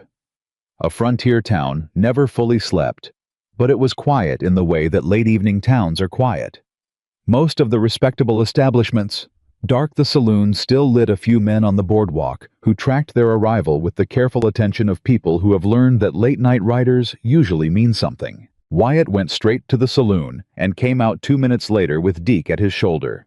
Clara had not seen Deke since Red Hollow, and in the intervening 24 hours had almost forgotten about him. But Deke materialized now with the quiet efficiency of a man who had been waiting for exactly this call and had been ready for it all along. "Get word to Judge Hannity in Crossfield," Wyatt told him. "Tonight, if you can raise a rider, tell him Deputy Callahan requests his presence in Red Hollow on a matter of federal land fraud. Tell him we have documentation." Deke looked at Clara, then at Nora, then at Wyatt. "You finally done wandering," he said. "Get the rider," Wyatt said. Deke went. Mrs. Pratt. When Clara knocked on her door at that hour, opened it without a word, took one look at Nora's cut forehead and bruised wrists, and stepped back to let them in. She set water on to heat. She produced the medicine kit. She put cornbread and cold venison on the table, and stood back while the Whitfield sisters ate, because she understood, as women who have seen enough of the world often understand, that sometimes what people need first is to be fed before they can be anything else. Wyatt sat at the table, while Thomas Henderson gave him the full account of what he knew. Every family, every property, every incident over the past 18 months, and wrote it down in a small leather journal with the methodical focus of a man assembling a legal case that needs to hold up in front of a federal judge. Nora, with a clean bandage on her forehead and 2 cups of coffee inside her, had recovered enough of herself to be formidable again. She sat across from Wyatt and corrected details when Thomas got the dates wrong, and added 3 incidents Thomas hadn't mentioned, and named 2 witnesses he hadn't known about. Clara watched this. She watched Nora and Wyatt build the record together, the pieces clicking into place with the satisfying precision of a puzzle assembled under pressure. And she felt something shift in her chest, something that was partly relief, partly exhaustion, and partly a feeling. She didn't have a clean name for the feeling of watching people you care about, and the recognition that she did care. That somewhere between the wagon wheel and the dark road and the relay station door, she had started to care, work together toward something necessary. It was past midnight when Wyatt closed the journal. "Tomorrow morning," he said. He looked at Clara. "You need to talk to the families." "I know," she said. "Not as a stranger, not as someone who just arrived, As a Whitfield. As someone who has the same stake in this land that they do. I know, she said again. She'd been thinking about it since they left the Henderson farm, what she would say, how she would say it, what it would require of her to stand in front of people who had been beaten down for a year and a half and ask them to stand up. They won't all come, Thomas said. Some of them are too frightened. Some of them have already lost too much. Even one, Clara said quietly. Even if it's only one family who stands up with us, that's one more than Cole is counting on. The room was quiet. Mrs. Pratt, clearing cups, paused. I'll be there, she said without turning around. Thomas looked at her. Henry Pratt is a property owner in this county, she said with the precise diction of a woman who has been biting back this particular sentence for quite some time and is finally done biting. And I have been running this house and feeding every man who comes through that door for 14 years. I reckon I've earned the right to stand somewhere and say that enough is enough. Nobody argued with that. Nora looked at Clara. Clara looked at Nora. Papa would have liked her, Nora said. Papa would have been terrified of her, Clara said. For the first time in days, they both laughed. The sound of it moved through the room like something physical, something warm, and several people in that room who had not laughed in quite a while found themselves almost joining in before they remembered where they were and what was coming. Wyatt watched Clara laugh. He looked at her the way someone looks at something they are allowing themselves to want for the first time, after a very long time of being careful not to want anything at all, with the slightly stunned recognition of a person discovering that the heart, that stubborn, irresponsible, irreducible organ, has made a decision without consulting anyone. He looked away before she caught him. He was not quite fast enough. Clara caught the edge of it. Just the edge, the exact moment when his eyes moved away from her face with a fraction too much deliberateness, and the slightly different quality of stillness in his shoulders afterward. She filed it away in the careful private ledger where she kept things she wasn't ready to open yet. She had bigger concerns. Sheriff Greer arrived at Mrs. Pratt's door at just past 1 in the morning. He did not knock. He opened it because he was the law in Red Hollow, and the law in Red Hollow had developed the habit of not knocking, and he walked in with the specific confidence of a man who expects to own every room he enters, and he looked around at the assembled faces, and his confidence adjusted itself very quickly. He had not expected the federal authorization document that Wyatt placed on the table in front of him. He stared at it. That's a United States Marshal's authorization, Wyatt said pleasantly. Issued 2 months ago. It gives me full investigative authority over any land fraud operations in the territory of Colorado. He let the silence sit for a moment. Including Miller Creek. Greer's face went through several stages of calculation visible as weather moving across a plain. I don't know what you think you've got, Greer said finally. I've got 18 months of documented intimidation, fraud, forced displacement, and kidnapping, Wyatt said. I've got a woman who was held against her will for 48 hours at a property owned by Apex Land and Timber. He nodded toward Nora. I've got testimony from 7 families who are prepared to give sworn statements. He looked at Greer steadily. And I've got some very specific questions about your schedule last Tuesday when a woman was attacked in your town square and none of your deputies arrived for 11 minutes. Greer's jaw worked. Now, Wyatt continued in the same pleasant tone, you can make this very difficult for yourself, or you can sit down and tell me everything you know about Garrett Cole's operation. That's the choice. Those are the only 2 options available to you tonight. You don't have any evidence connecting me to... I have a letter, Clara said. Both men looked at her. She reached into the purse. She produced a single folded sheet, not her father's letters, not the land grant documents, but something she had found in the relay station during those 4 seconds when the guards were down and Nora was coming out of the back room. A receipt. Apex Land and Timber letterhead, signed by Garrett Cole, payment confirmation for consulting services rendered to a T. Greer, this county. Dated 4 months ago. She had taken it off the table in the relay station without breaking stride. She placed it in front of the sheriff now. Greer looked at it for a long time. Something in his face had changed. Not remorse, not shame exactly, but the specific expression of a man who has been gambling with other people's money and has just heard the sound of accounts being called. "How much did he pay you?" Nora asked. Her voice was calm and flat in the way of someone who is deeply angry and has decided that anger is more useful when it's quiet. Greer said nothing. "How much," Nora said again, "was my being locked in a relay station for 2 days' worth to you?" The question sat in the room. "Enough to make you look the other way when Dale Holt attacked my sister in your town square," Clara said. "Enough to make your deputies arrive 11 minutes too late." Greer's hands flat on the table were very still. "I want a deal," he said. "That," Wyatt said, "is between you and the federal judge, who will be arriving in this county within 48 hours. He folded the authorization document and put it back in his coat. "Tonight you're going to write down everything. Every payment, every instruction, every name, every property, everything Cole told you to do, and everything you did."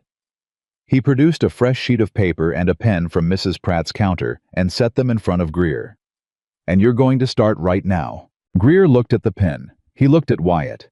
He looked briefly at Clara, at the old worn purse sitting on the table beside her hands. The purse that had started all of this, that had been in a town square 24 hours ago being fought over in the dirt, and that was now sitting at the center of the undoing of everything Garrett Cole had spent 18 months carefully building. "Start writing," Clara said quietly. He picked up the pen. Outside read, "Hollow was dark and quiet, and 6 miles east at a relay station."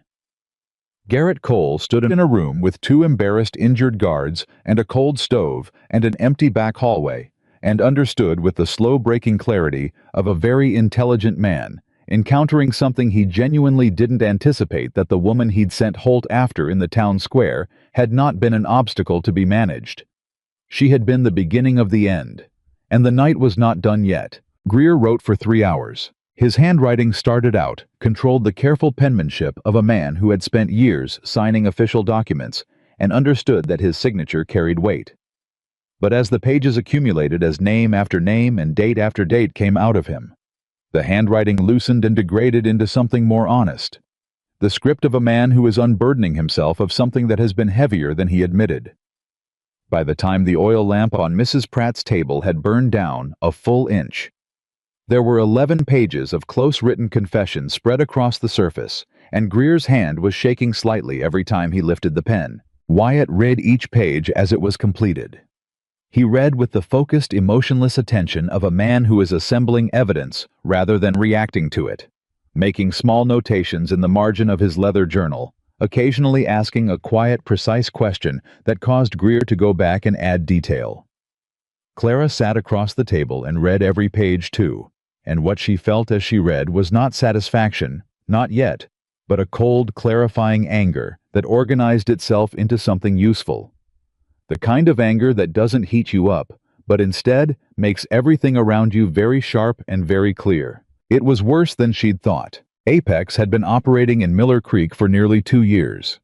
The forged lien documents, and there were not just the one they'd threatened Nora with, but 11 of them, covering 9 separate properties, had been prepared by a lawyer in Denver who was on Cole's payroll. The sheriff's role had not been simply passive. Greer had tipped Cole off every time a family inquired about their legal rights. He had delayed filing any reports of the intimidation incidents. He had on 2 specific occasions facilitated the arrest of men who tried to organize resistance, holding them on fabricated charges long enough for Cole's men to visit their families. The Henderson barn fire in February had not been an accident. Thomas Henderson, reading over Clara's shoulder, made a sound when he got to that page, low, involuntary, the sound of a man encountering documented proof of something he had always known but could not prove. His wife put her hand on his arm without looking up from her own reading. "The Birch family," Thomas said. His voice was very quiet. "They left in March. Took nothing but what they could carry in one wagon." "I know," Clara said. "Their place has been vacant since. Cole's been using it as a staging ground for his men." Thomas pressed his mouth into a flat line.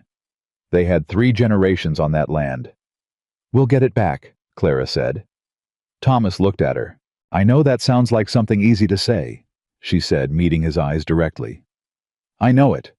But I'm telling you that when Judge Hannity gets here, and we lay these 11 pages in front of him, along with the land grant documents and the registered originals in Denver, the legal basis for every one of Cole's acquisitions collapses.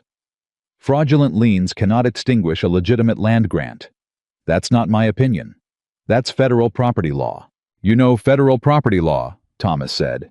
Not skeptical, just absorbing this new piece of Clara Whitfield. My father made me read every document he ever signed and understand what it meant, she said. He said a woman who doesn't understand what she owns will eventually own nothing. She folded her hands on the table. He was right about that. Thomas nodded slowly. Greer finished the last page around 4 in the morning. He set the pen down and sat back and looked at nothing in particular with the expression of a man who has just put down something extraordinarily heavy and is not yet sure how to feel about the lightness. Cole will run, he said, when he figures out what I've done. Cole isn't going anywhere, Wyatt said. You don't know Cole. I know exactly where Cole is going to be tomorrow morning at 10 o'clock, Wyatt said. He looked at Greer steadily. Because you're going to send him a message tonight. You're going to tell him that you've detained the Whitfield woman, that you have the land papers, and that he should come to Red Hollow to collect them personally. The room went very quiet. Greer stared at Wyatt. You want me to lure him in? I want Cole standing in the middle of Red Hollow at 10 o'clock tomorrow morning, Wyatt said. In public. In front of every person in this town and every family from Miller Creek who can get here by then. He looked at Clara. Clara understood immediately. He comes to collect what he thinks is his, she said. And instead he finds the entire county waiting. He won't come alone, Greer said. I'm counting on it, Wyatt said. Greer looked at the 11 pages of his own confession spread across the table. He looked at the pen. He looked at Wyatt with the eyes of a man who has no more cards left and knows it. Write the message, Wyatt said. Greer wrote the message. Deke rode out with it before 5 in the morning, carrying it toward the relay station with the easy confidence of a man delivering routine correspondence. Which, in a sense, he was just not the kind Cole was going to be expecting. The next 4 hours were organized chaos. Wyatt went to the Federal Telegraph office, the one that ran through the county seat, rather than through Red Hollow's local office, which Greer had admitted to monitoring, and sent 2 messages, one to the marshal's office in Denver, confirming active operation status, and one to Judge Hannity in Crossfield, that was considerably more detailed than the first message Deke's writer had carried. Clara slept for 90 minutes on Mrs. Pratt's sitting room sofa, because she had learned a long time ago that going into a difficult situation on no sleep was a form of self-sabotage she couldn't afford. She set herself to wake and woke. She straightened her dress, pinned her hair, washed her face, and went to find Thomas Henderson. How fast can you reach the families? She asked him. Thomas pulled out his watch. It was 6:15 in the morning. 6 of the 8 properties are within 10 miles, he said. The Marchand place is furthest, 14 miles. Go mad, she said. Tell them to be in Red Hollow by 9:30. Tell them to bring their land documents, every piece of paper they have relating to their property, every letter from Apex, every notice, every fraudulent communication. Tell them... She paused. Tell them it's over. Tell them that someone is standing up and they're invited to stand with her, but they don't have to.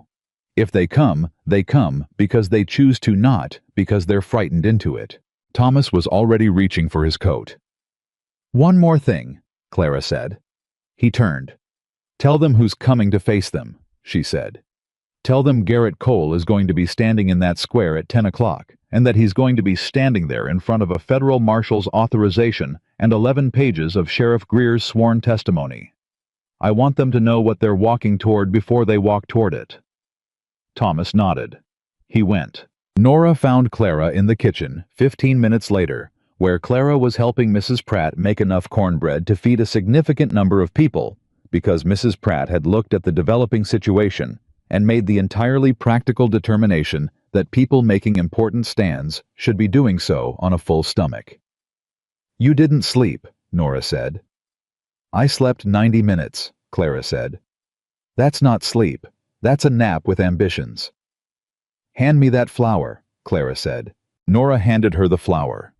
She leaned against the counter and watched her sister work with the focused, quick efficiency that had been Clara's hallmark for as long as Nora could remember, the way she moved in a kitchen, in a field, in a crisis, always with the same fundamental quality of not wasting emotion. "He's in love with you," Nora said. Clara's hands didn't stop moving. "Don't." "I'm not doing anything. I'm observing." "You've been observing for about 15 hours, which means you've had access to approximately 2 meals and 1 good night's sleep, and you've already reached a conclusion." "I've been locked in a room for 2 days with nothing to do but think," Nora said. "I've had considerably more time than 15 hours to work through things." She paused. "He looks at you the way Papa used to look at Mama when she didn't know he was watching." Clara's hands slowed, just for a moment. Then they started again. "We have a great deal to accomplish this morning," she said. "We do," Nora agreed. "I'm just saying." "You've said it." "Has he said it?" "Nora, I'm just asking." "He has not said it, and we are not discussing it," Clara said, in the tone that had reliably ended conversations on unwanted topics since Nora was approximately 6 years old. "What we are discussing is whether you are well enough to stand in a town square at 10 o'clock this morning and give testimony about what Garrett Cole's men did to you, because if you're not, you don't have to." Nora straightened up. The almost teasing quality left her face replaced by something harder and simpler and very Whitfield. "I'm well enough," she said. "Your forehead is going to be considerably more persuasive with a visible cut on it than without one," Nora said flatly. "Let everyone see what they did. That's exactly what everyone should see." Clara looked at her sister. "Papa definitely should have been more worried about you," she said. "Papa," Nora said, "was smart enough to know exactly what he was doing when he left us both that land." The families began arriving in Red Hollow before 8 o'clock. Not all of them. Thomas had been right about that. 2 families didn't come, and Clara didn't blame them, and would not blame them, because fear that has been worn into a person over 18 months is not something that lifts in a morning, no matter what the morning contains. But 6 families came, 12 adults, several children who were kept to the edges of things, and a collective weight of accumulated grievance that was almost tangible in the air of Mrs. Pratt's sitting room when they had all crowded into it. Clara stood in front of them. She had done a great many difficult things in her life. She had buried her mother at 14 and kept the household running. She had buried her father and settled his affairs across 2 territories alone. She had fought a man twice her strength in a public square over a leather purse. But standing in front of these 12 people, these tired, wary, hurt people, who were looking at her with the specific combination of need and skepticism that characterized people who have been let down before and are trying to calculate the odds of it happening again. This was one of the hardest things she had done. She did not dress it up. "My name is Clara Whitfield," she said. "My father filed on the land at Miller Creek in 1862. That land has been in my family since. Yesterday, my sister was released from 2 days of unlawful captivity at a property belonging to Apex Land and Timber." She paused. "I have a federal marshal's authorization in this room, and 11 pages of sworn testimony from your county sheriff detailing exactly what Garrett Cole has been doing in this valley, who authorized it, and what legal mechanisms he used to do it." She looked at the room at each face individually briefly, the way her father had taught her to look at a room she was trying to reach. "Every fraudulent lien Apex has used against any of your properties was prepared by a Denver lawyer named H. Braddock Fenn, who is on Cole's payroll. That's in the testimony.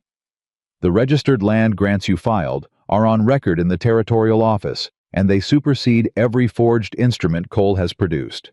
What he has done is federal fraud. This morning at 10 o'clock, he is going to walk into this town square, expecting to collect something that belongs to us.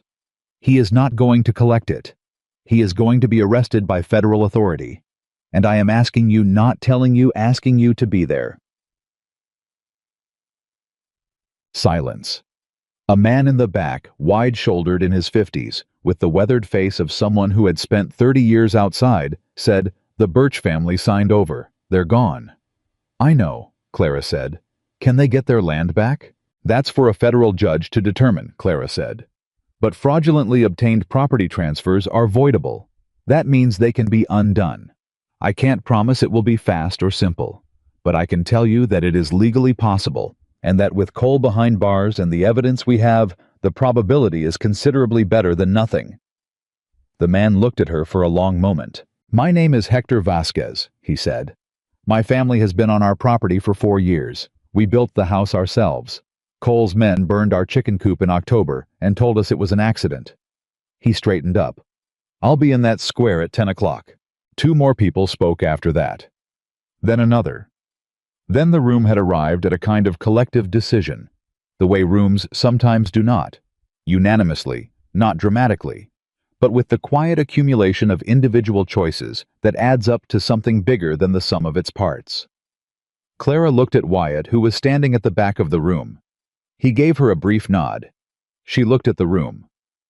Thank you, she said. Eat something before you come. Mrs. Pratt has cornbread. At 9:45.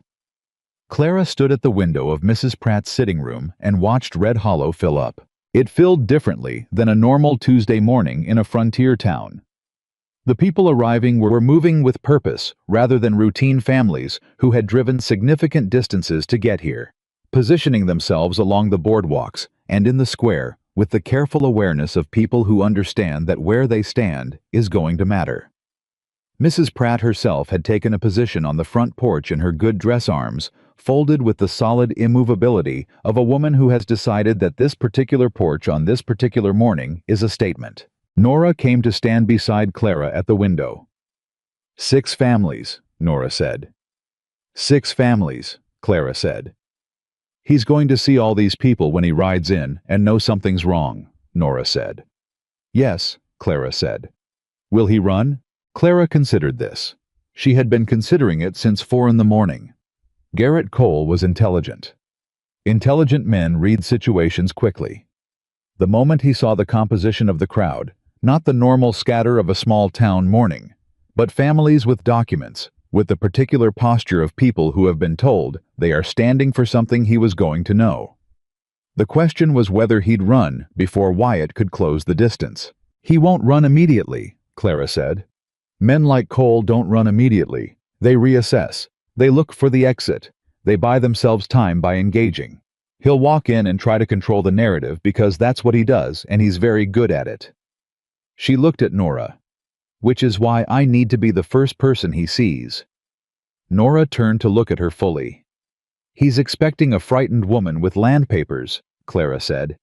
He's going to get me instead.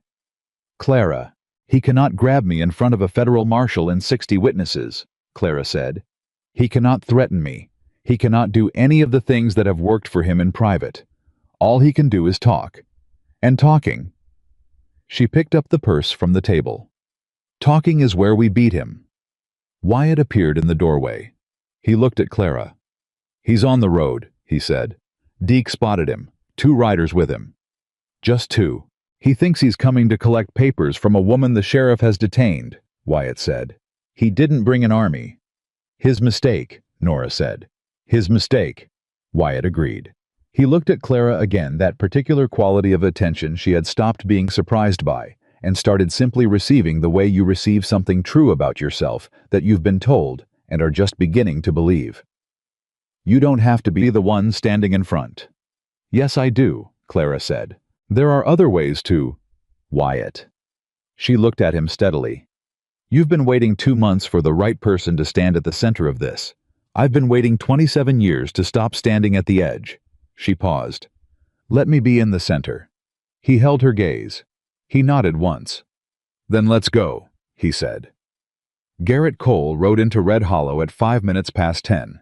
How was exactly what Greer's description and Wyatt's intelligence had prepared Clara for well-dressed unhurried, with the particular ease of a man who has not been surprised in a professional setting in a very long time. He had a lean face and careful eyes, and he carried himself with the kind of confidence that came from being very good at a very specific thing and knowing it. He saw the crowd. His pace didn't change. His eyes did. They moved quickly across the assembled faces, reading, cataloging, calculating, and settled on Clara, who was standing in the middle of the square with the worn leather purse over her shoulder and her bandaged hand at her side, and her full body placed squarely in the center of whatever was about to happen, exactly as she had placed herself in the center of the square 3 days ago when a bandit stepped into her path. Cole dismounted. He handed his reins to one of his men and walked toward her with the smooth, measured pace of someone approaching a negotiation he expects to control. He stopped 6 feet away. He looked at her.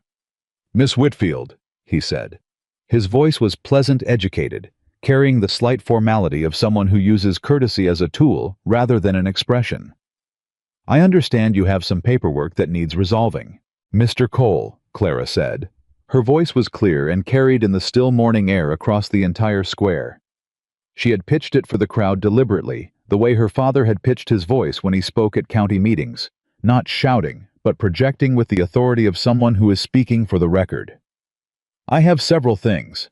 First, the original land grant for the Miller Creek Whitfield property, registered with the Territorial Land Office in Denver, which predates and supersedes the fraudulent lie your attorney, H. Braddock Finn, prepared." She reached into the purse. She produced the document and held it up. Second, the registered copies of land grants for 8 Miller Creek properties. All of them legally filed. All of them senior to any instrument Apex Land and Timber has produced. As Cole's expression had not changed, but his eyes had. Third, Clara said, and her voice stayed level and clear and did not shake at all.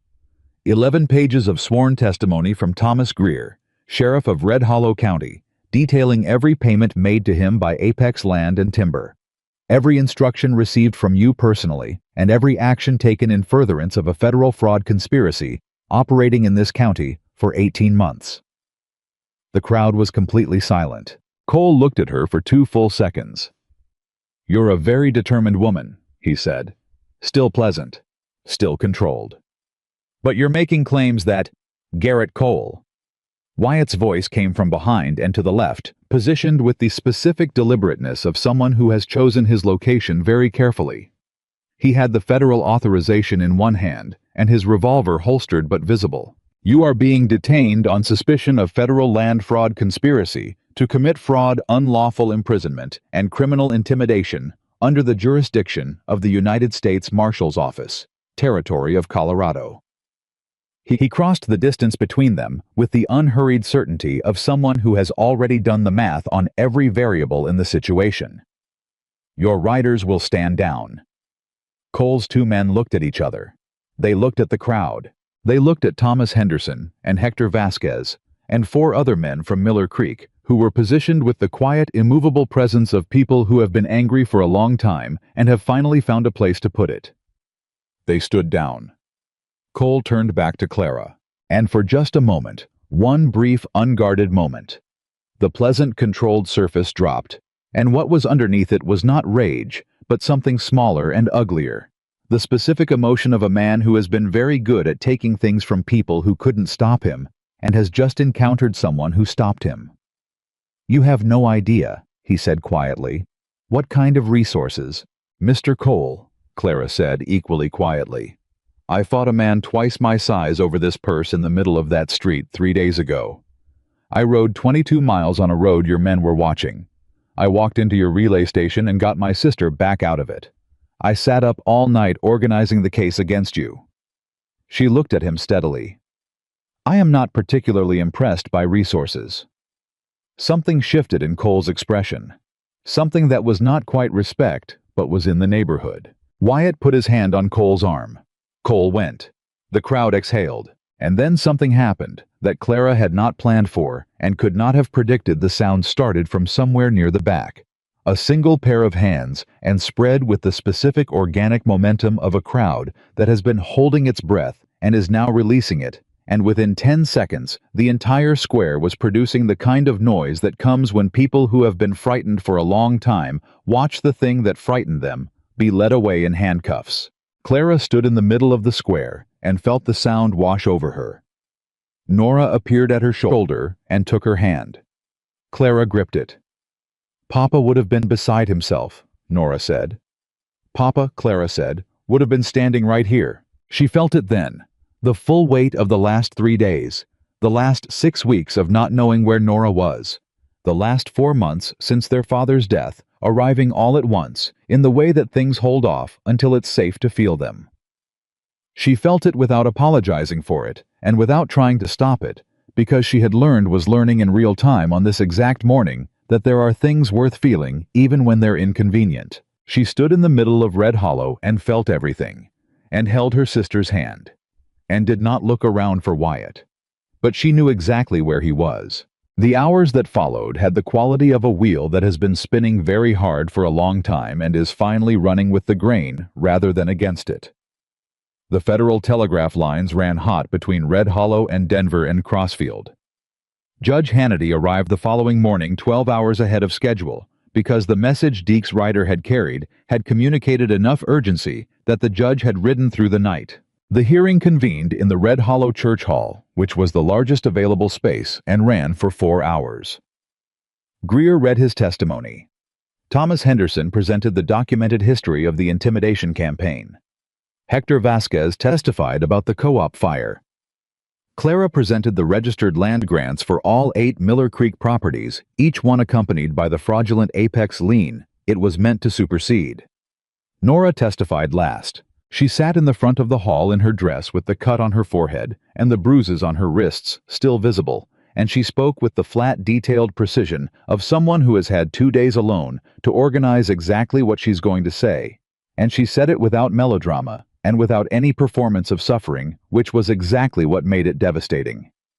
When she was done, the room was very quiet. Judge Hannity looked at Cole's lawyer, who had arrived from Denver that morning with a satchel full of papers and the aggressive energy of someone accustomed to making problems disappear in courtrooms. "Well," the judge said in the tone of a man who has heard a great deal of legal argument in his years and is not hearing anything here that impresses him.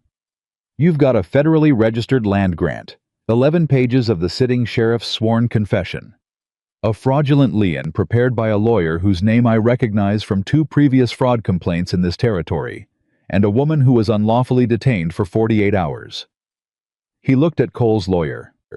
"What exactly did you drive overnight to present?" The lawyer opened his satchel. He presented 6 documents. The judge read each one carefully. He set them aside. "These are the fraudulent liens," he said. "They are legitimate instruments of—" "They have the wrong registration date," the judge said. "The Denver bank they reference dissolved in 1871. This lien is dated 1873. He looked at Cole's lawyer over the top of his reading glasses. "Your client's attorney apparently did not research the timeline of the institution he was forging documents on behalf of." He removed the glasses.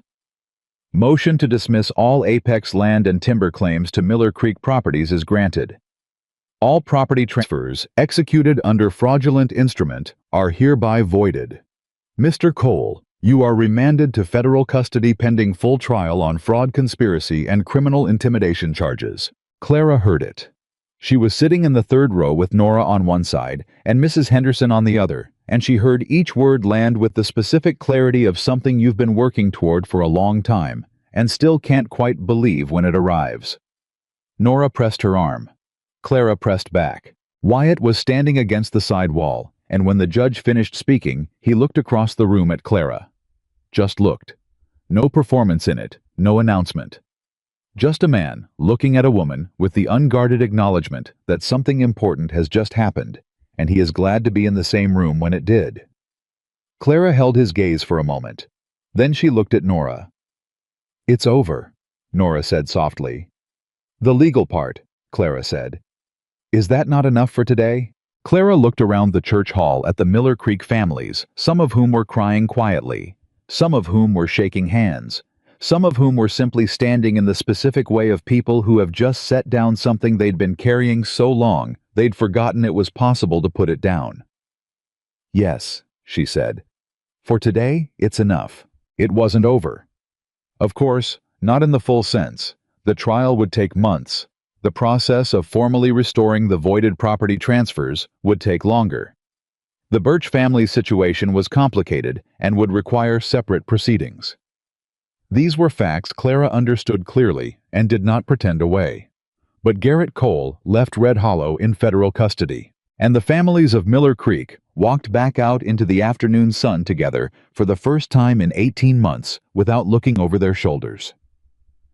Thomas Henderson shook Clara's hand outside the church hall door, with both of his, a grip that communicated things he wasn't going to put into words because the words weren't big enough. Mrs. Pratt nodded at her from the doorway across the street, which from Mrs. Pratt was approximately equivalent to a standing ovation. Hector Vasquez stopped beside her and said quietly, "My family would like to invite you to dinner when things settle. My wife makes tamales." He paused. "She doesn't make them for people she doesn't respect." "Then I'll be honored," Clara said. She meant it completely. At some point in the early afternoon, she found herself standing outside alone for the first time in what felt like days, the square quiet around her, the purse in her hand. She looked at it. The leather was more scuffed than when she'd left Denver. One of the straps had a new crease where it had been grabbed and fought over. The brass clasp was slightly bent from the confrontation in the square 3 days ago. It was the most honest-looking thing she owned. "You're still carrying it like it might get away," Wyatt said. He had appeared beside her with the characteristic quiet of a man who moves through spaces without announcing himself. He was not wearing his hat, and without it, he looked not smaller, but more human, the specific vulnerability of a face fully exposed to the afternoon light. "Old habit," she said. "What's in it now?" he asked, not intrusively, with the genuine curiosity of someone who has watched an object carry extraordinary meaning through extraordinary circumstances and wants to understand. Clara opened it. The land documents. Her father's letters. Nora's interrupted note. The receipt she'd taken from the relay station table. The carved wooden bird. And she realized with a slight shock a folded piece of paper she hadn't put there herself. She took it out. She unfolded it. It was in Wyatt's handwriting. Clean, spare, the handwriting of someone who writes when they mean to write rather than often. It said, "The registered deed for the Miller Creek Whitfield property, filed with the Territorial Office, Denver, 1862. As confirmed by federal investigation. Undisputed. Permanent." And below that, in the same hand, 3 words worth writing for. Clara stood very still. She read it twice. She looked at Wyatt. "When did you put this in there?" she said. "Last night," he said. "While you were sleeping." "Why?" He was quiet for a moment. He turned his hat slowly in his hands, that familiar gesture, the one she'd learned to read as his version of gathering himself. "Because," he said, "you've been carrying that purse like it's the only thing standing between you and losing everything. And I wanted you to know." He stopped. "I wanted there to be something in it that said the fighting was done, that it was settled, that you could put the burden down now." Clara looked at him. The afternoon was quiet around them. "I don't know how to put burdens down," she said honestly. "I know," he said. "Neither do I." A pause. "Maybe that's something 2 people figure out together better than 1 person figures out alone." The silence that followed was not the silence of things unresolved. It was the silence of things arriving at exactly the place they were supposed to arrive. "You're not passing through anymore," Clara said. "No," Wyatt said. "I reckon I'm not." She looked at the purse in her hands. She looked at the note. She looked at him. "There's a homestead at Miller Creek that needs considerable work," she said. "The kitchen garden is dead, and the barn needs at minimum 3 new boards in the east wall, and whoever's going to manage that property is going to need more than 1 pair of hands." "That's true," Wyatt said. "I'm not offering you charity," she said. "I'm offering you a reason." He looked at her with the particular honesty that was the thing she had trusted in him first, before anything else, before she'd known his name, or his history, or the weight he carried. Just that quality of looking at her and seeing her exactly as she was, and finding that entirely sufficient. "Clara Whitfield," he said quietly.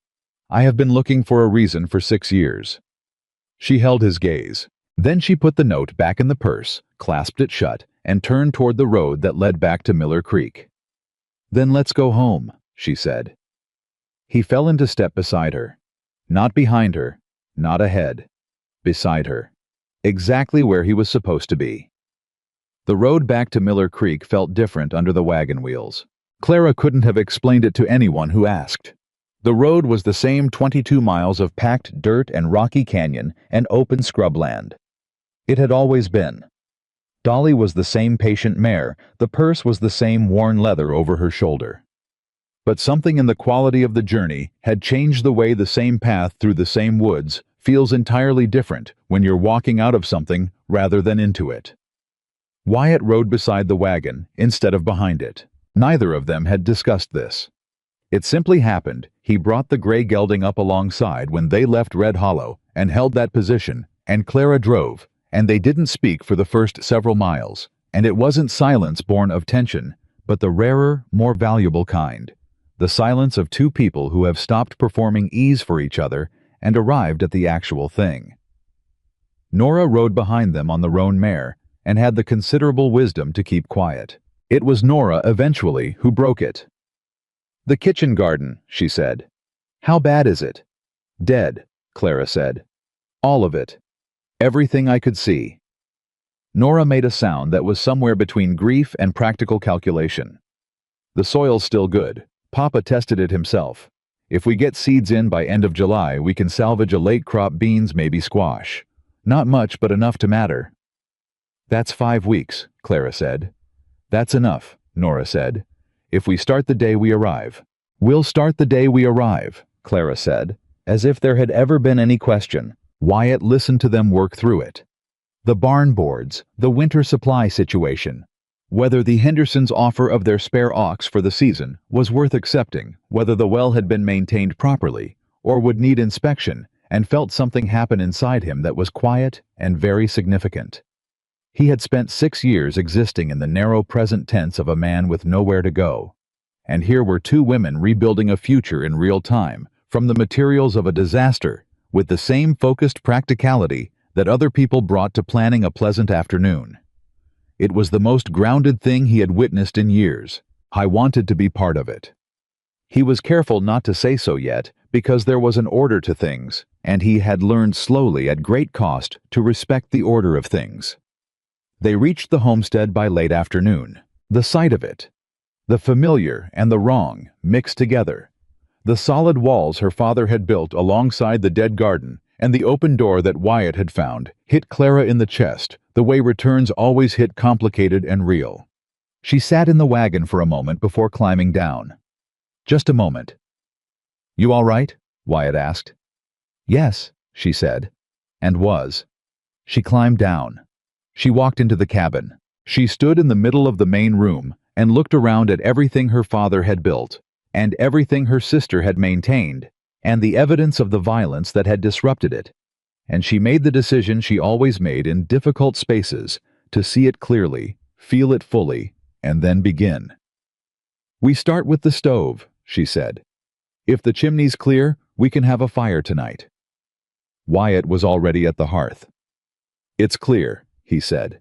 The first night back was not comfortable, but it was theirs. Nora found dried beans in the cellar that Cole's men had missed or not bothered with, and Clara made a soup that was simple and hot, and tasted in the way that food sometimes does after crisis, like something beyond what it actually contained.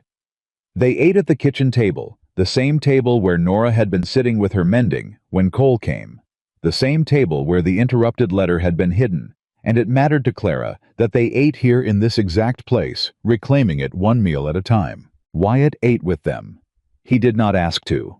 He had started to rise some instinct about boundaries and his status as a guest rather than a belonging, and Nora had simply put a bowl in front of him and sat down, and that had been that. "You know how to plant beans?" Nora asked him with the direct informational bluntness of someone who is assessing useful resources. "I do," Wyatt said. "And fence repair?" "Yes." "What about a well inspection?" "Nora," Clara said. "I'm asking practical questions," Nora said with complete innocence. "You're conducting an interview," Clara said. "I'm conducting an interview," Nora agreed without shame. She looked at Wyatt. "You don't mind?" "No, ma'am," Wyatt said. "I don't mind at all." "Good," Nora said. She spooned up more soup. "Because that east barn wall isn't going to fix itself." Wyatt looked at Clara across the table. Clara looked back.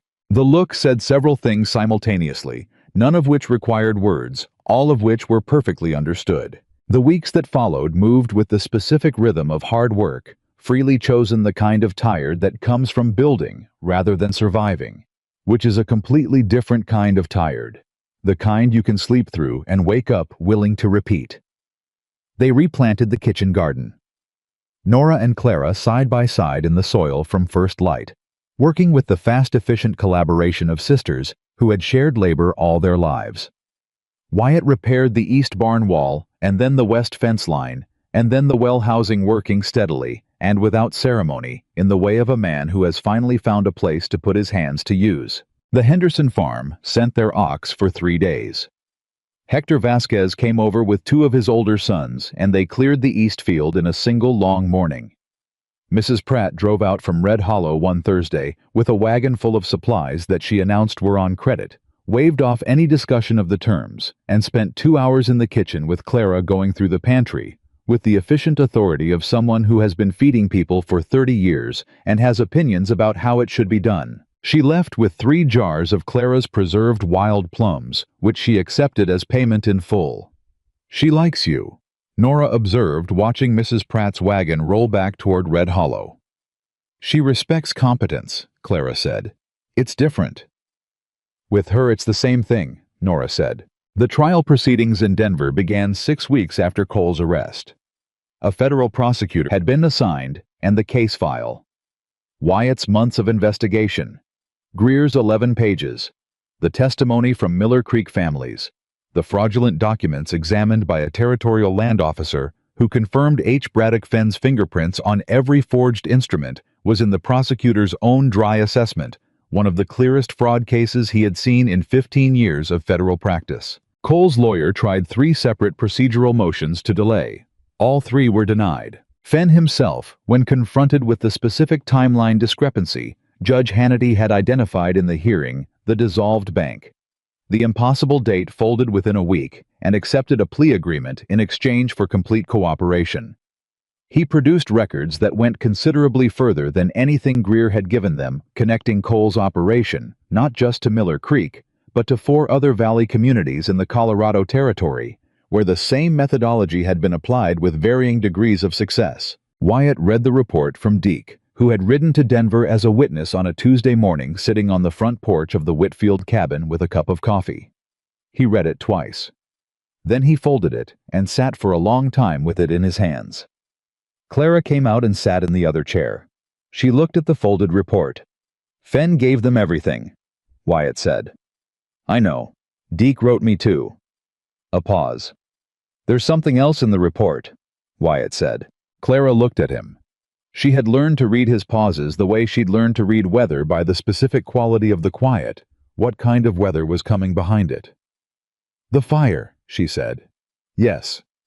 He unfolded the report to the 3rd page, passed it to her. She read, "Among the records Fenn produced in exchange for his plea agreement was a 5-year-old communication between Cole and a property developer in Colorado Springs concerning an obstacle to a proposed land acquisition in the Northern Territory. The obstacle was a ranch owner named Callahan, who had refused to sell and had begun organizing neighboring ranchers to present a unified front against the acquisition. The communication suggested that the obstacle required a permanent solution. The ranch fire was listed in Fenn's subsequent sworn statement as a contracted action, ordered by Cole, executed by a man named Tolliver, who is currently serving 8 years in a federal penitentiary for an unrelated crime, and who, upon being approached by the federal prosecutor with this information and an offer, had confirmed every detail without hesitation. Clara put the report down. She looked at Wyatt. His face was doing the thing she had seen it do in private moments. Not the controlled public stillness, but the actual underlying geography. The 6 years of grief and unanswered questions rearranging themselves into something new. He was not crying. He was very still in the way that people are still when something enormous is moving through them and they are giving it room. "It was Cole," he said. "From the beginning. I was an obstacle. Margaret." He stopped. "Margaret died because you were a man who wouldn't be pushed around," Clara said quietly. It was not a comfort. She wasn't offering comfort. She was offering clarity, which was what he needed. "That is not the same as you being the cause." He said nothing. "You spent 6 years looking for this," she said.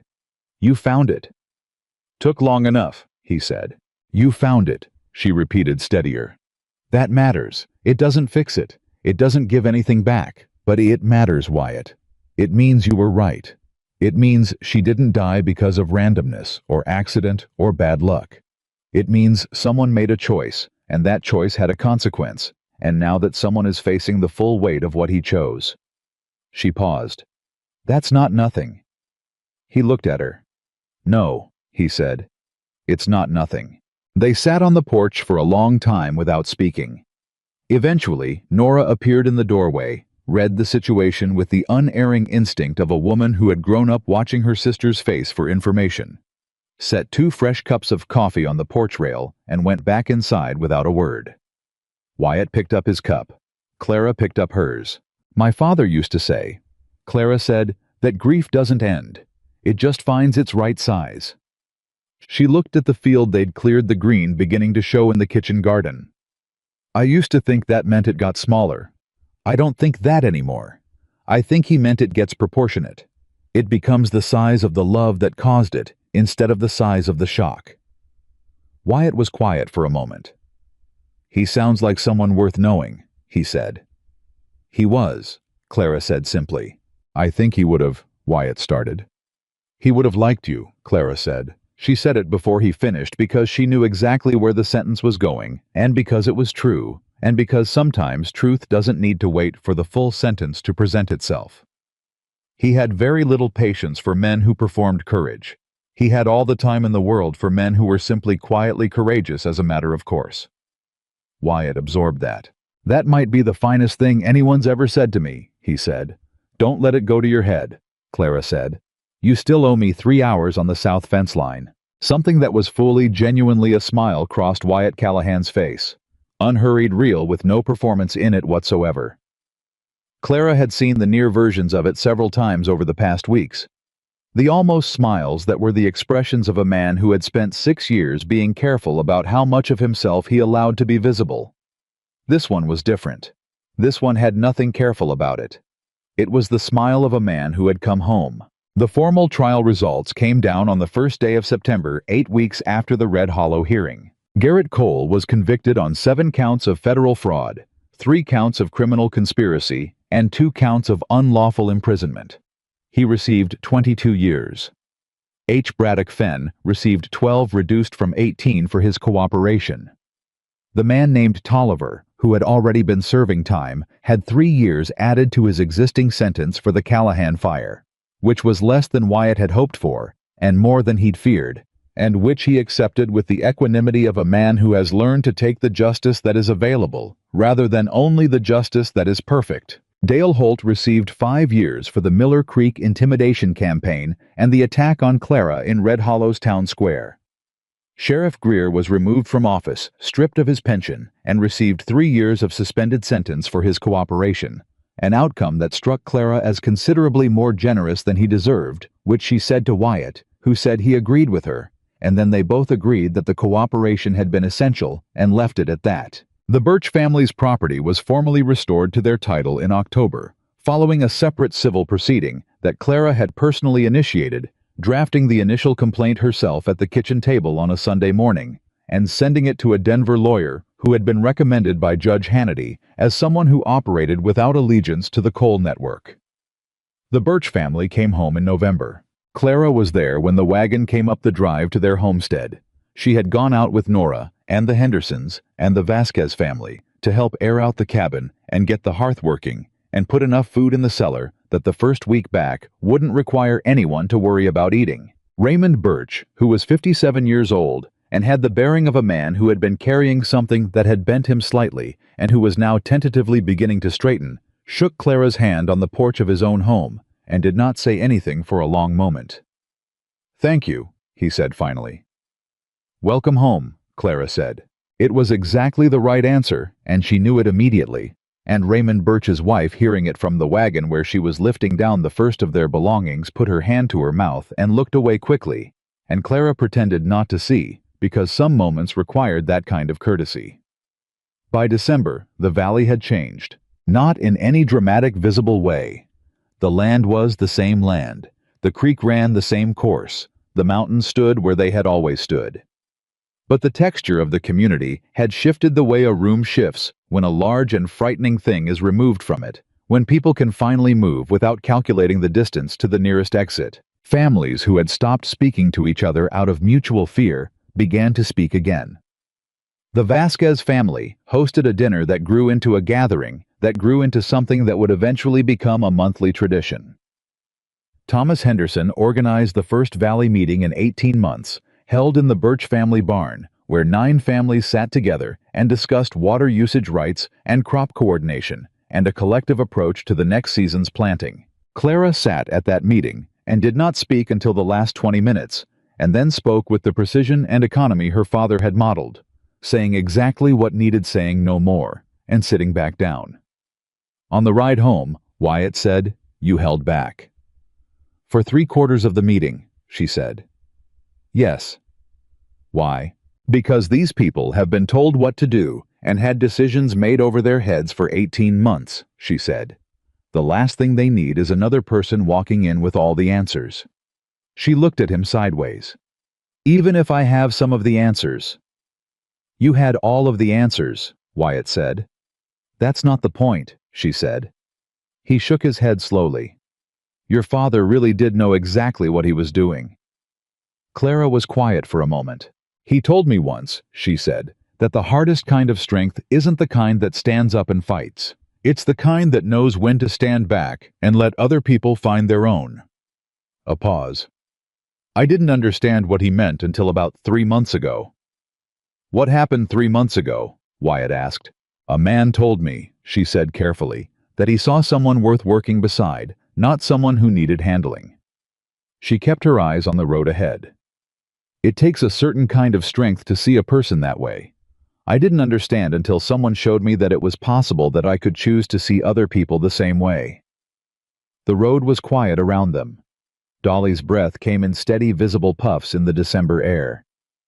"Clara," Wyatt said, "don't make it into something bigger than it is," she said quickly. "I'm just saying what's true." "I know you are," he said. "I'm not making it bigger." He paused. "I'm making it permanent if you'll let me." She turned to look at him. He had stopped his horse. She pulled Dolly up. He reached into his coat pocket and produced something small, a ring simple and silver without extravagance, the kind of ring that a man buys when he is thinking about the woman rather than the gesture. "I bought this in Red Hollow 3 weeks ago," he said. "I've been trying to figure out the right time. I've come to the conclusion that there isn't a right time. There's just the time you have. And I'd rather ask now and know than carry this around until the right time arrives and turns out to have been last Tuesday." Clara looked at the ring. She looked at him. "You bought this 3 weeks ago," she said. "Yes." 3 weeks ago we were patching the south barn wall." "Yes. You proposed to me in your head while we were patching a barn wall." "The timing was—" He stopped. "Yes, essentially." Something enormous and warm moved through Clara's chest. "Wyatt Callahan," she said, "you are the most practically romantic man I have ever encountered." "Is that a yes?" he said. "Yes," she said. "That is a yes." He put the ring on her finger. His hand was warm around hers in the cold December air, and he held it a moment longer than strictly necessary for the action of putting a ring on someone's hand, and Clara let him, because some things deserve the time they take. Nora's reaction when they arrived home was to say, "Finally," in a tone of such profound relief that both of them laughed, and then she produced a jar of honey from somewhere she'd been apparently saving for a significant occasion, and put it on the table, and Mrs. Henderson, who had coincidentally been visiting, stood up and announced that she would be hosting a dinner the following Sunday, and that attendance was mandatory. The dinner became 20 people. The 20 people became a celebration of something that nobody formally announced, but everyone understood. Not just the wedding that was coming, but the valley itself, the fact of its survival, the fact that the families around that table had held on through something that had been designed specifically to break them and had not broken. Raymond Birch stood up at one point with a glass in his hand. He looked around the table. "I want to say something," he said. He was not a man who spoke in public, and the room went quiet in recognition of the effort. "When we left," he said, "I thought it was over. I thought we'd lost everything. My wife told me we still had each other and she was right, but—" He stopped, collected himself. "I thought the land was gone. I thought what my father built and what I built on top of it was just gone. And then I got a letter from a Denver lawyer telling me a woman I'd never met had filed a complaint on my behalf." He looked at Clara across the table. A woman who had her own fight to win and her own land to protect, and more than enough reasons to say it wasn't her problem. He raised his glass. She made it her problem. Clara looked at her hands. "The land was always yours," she said without looking up. "But you made sure it stayed that way?" Raymond said. She looked up then. At Raymond. At his wife. At Thomas and Mrs. Henderson. At Hector Vasquez and his family. At Mrs. Pratt, who had driven out from Red Hollow specifically for this dinner, and who was sitting at the end of the table with the expression of a woman who is moved and would prefer not to show it, but has reached the limit of her capacity for concealment. At Nora, who was watching her sister with the specific expression of someone witnessing the person they love most in the world finally receive something they have always deserved. At Wyatt beside her, who was not looking at any of them. He was looking at her. Just her. With the look she had first caught the edge of in Mrs. Pratt's sitting room 3 months ago, and had been learning to receive ever since the unhurried, unguarded, entirely specific look of a man who has found the place he belongs and knows it. She held his gaze. She thought of her father's letter in the purse, the land documents, the carved wooden bird, the note Wyatt had placed inside it on the night everything changed, worth writing for. She thought of a town square in Red Hollow, and a masked man, and a leather purse, and the single moment when she had chosen for the 100th time in her life, and the most consequential, not to let go. She reached under the table and found Wyatt's hand. His fingers closed around hers. "Thank you," she said to all of them, to Raymond, and to the table, and to the valley, and to whatever version of the future her father had seen when he filed on this land and left it to her. Not because she was the only one he trusted, but because he had known with the particular clarity of a man who loved his daughter without the distortion of other people's limitations, exactly what she was capable of when given the ground to stand on. Outside, the December stars were out over the Colorado mountains, hard and brilliant and uncountable, the same stars that had been over this valley when her father first stood on this soil and decided it was worth claiming, the same stars that had watched 18 months of fear and 2 days of captivity, and one woman with a worn leather purse refuse at every single step to let go of what was hers. The woman everyone had underestimated sat at the head of the table she had fought to keep with her sister beside her and her community around her, and the hand of the man who had seen her clearly from the very first moment, warm and steady in hers, and she was not the woman that Red Hollow had tried to make her. She was the woman her father had always known she would become, and that every hard mile of it, every bruised hand and sabotaged wheel and dark road and locked door and moment of standing alone in the dirt, when everyone else looked away, had been entirely, exactly, irrevocably worth it.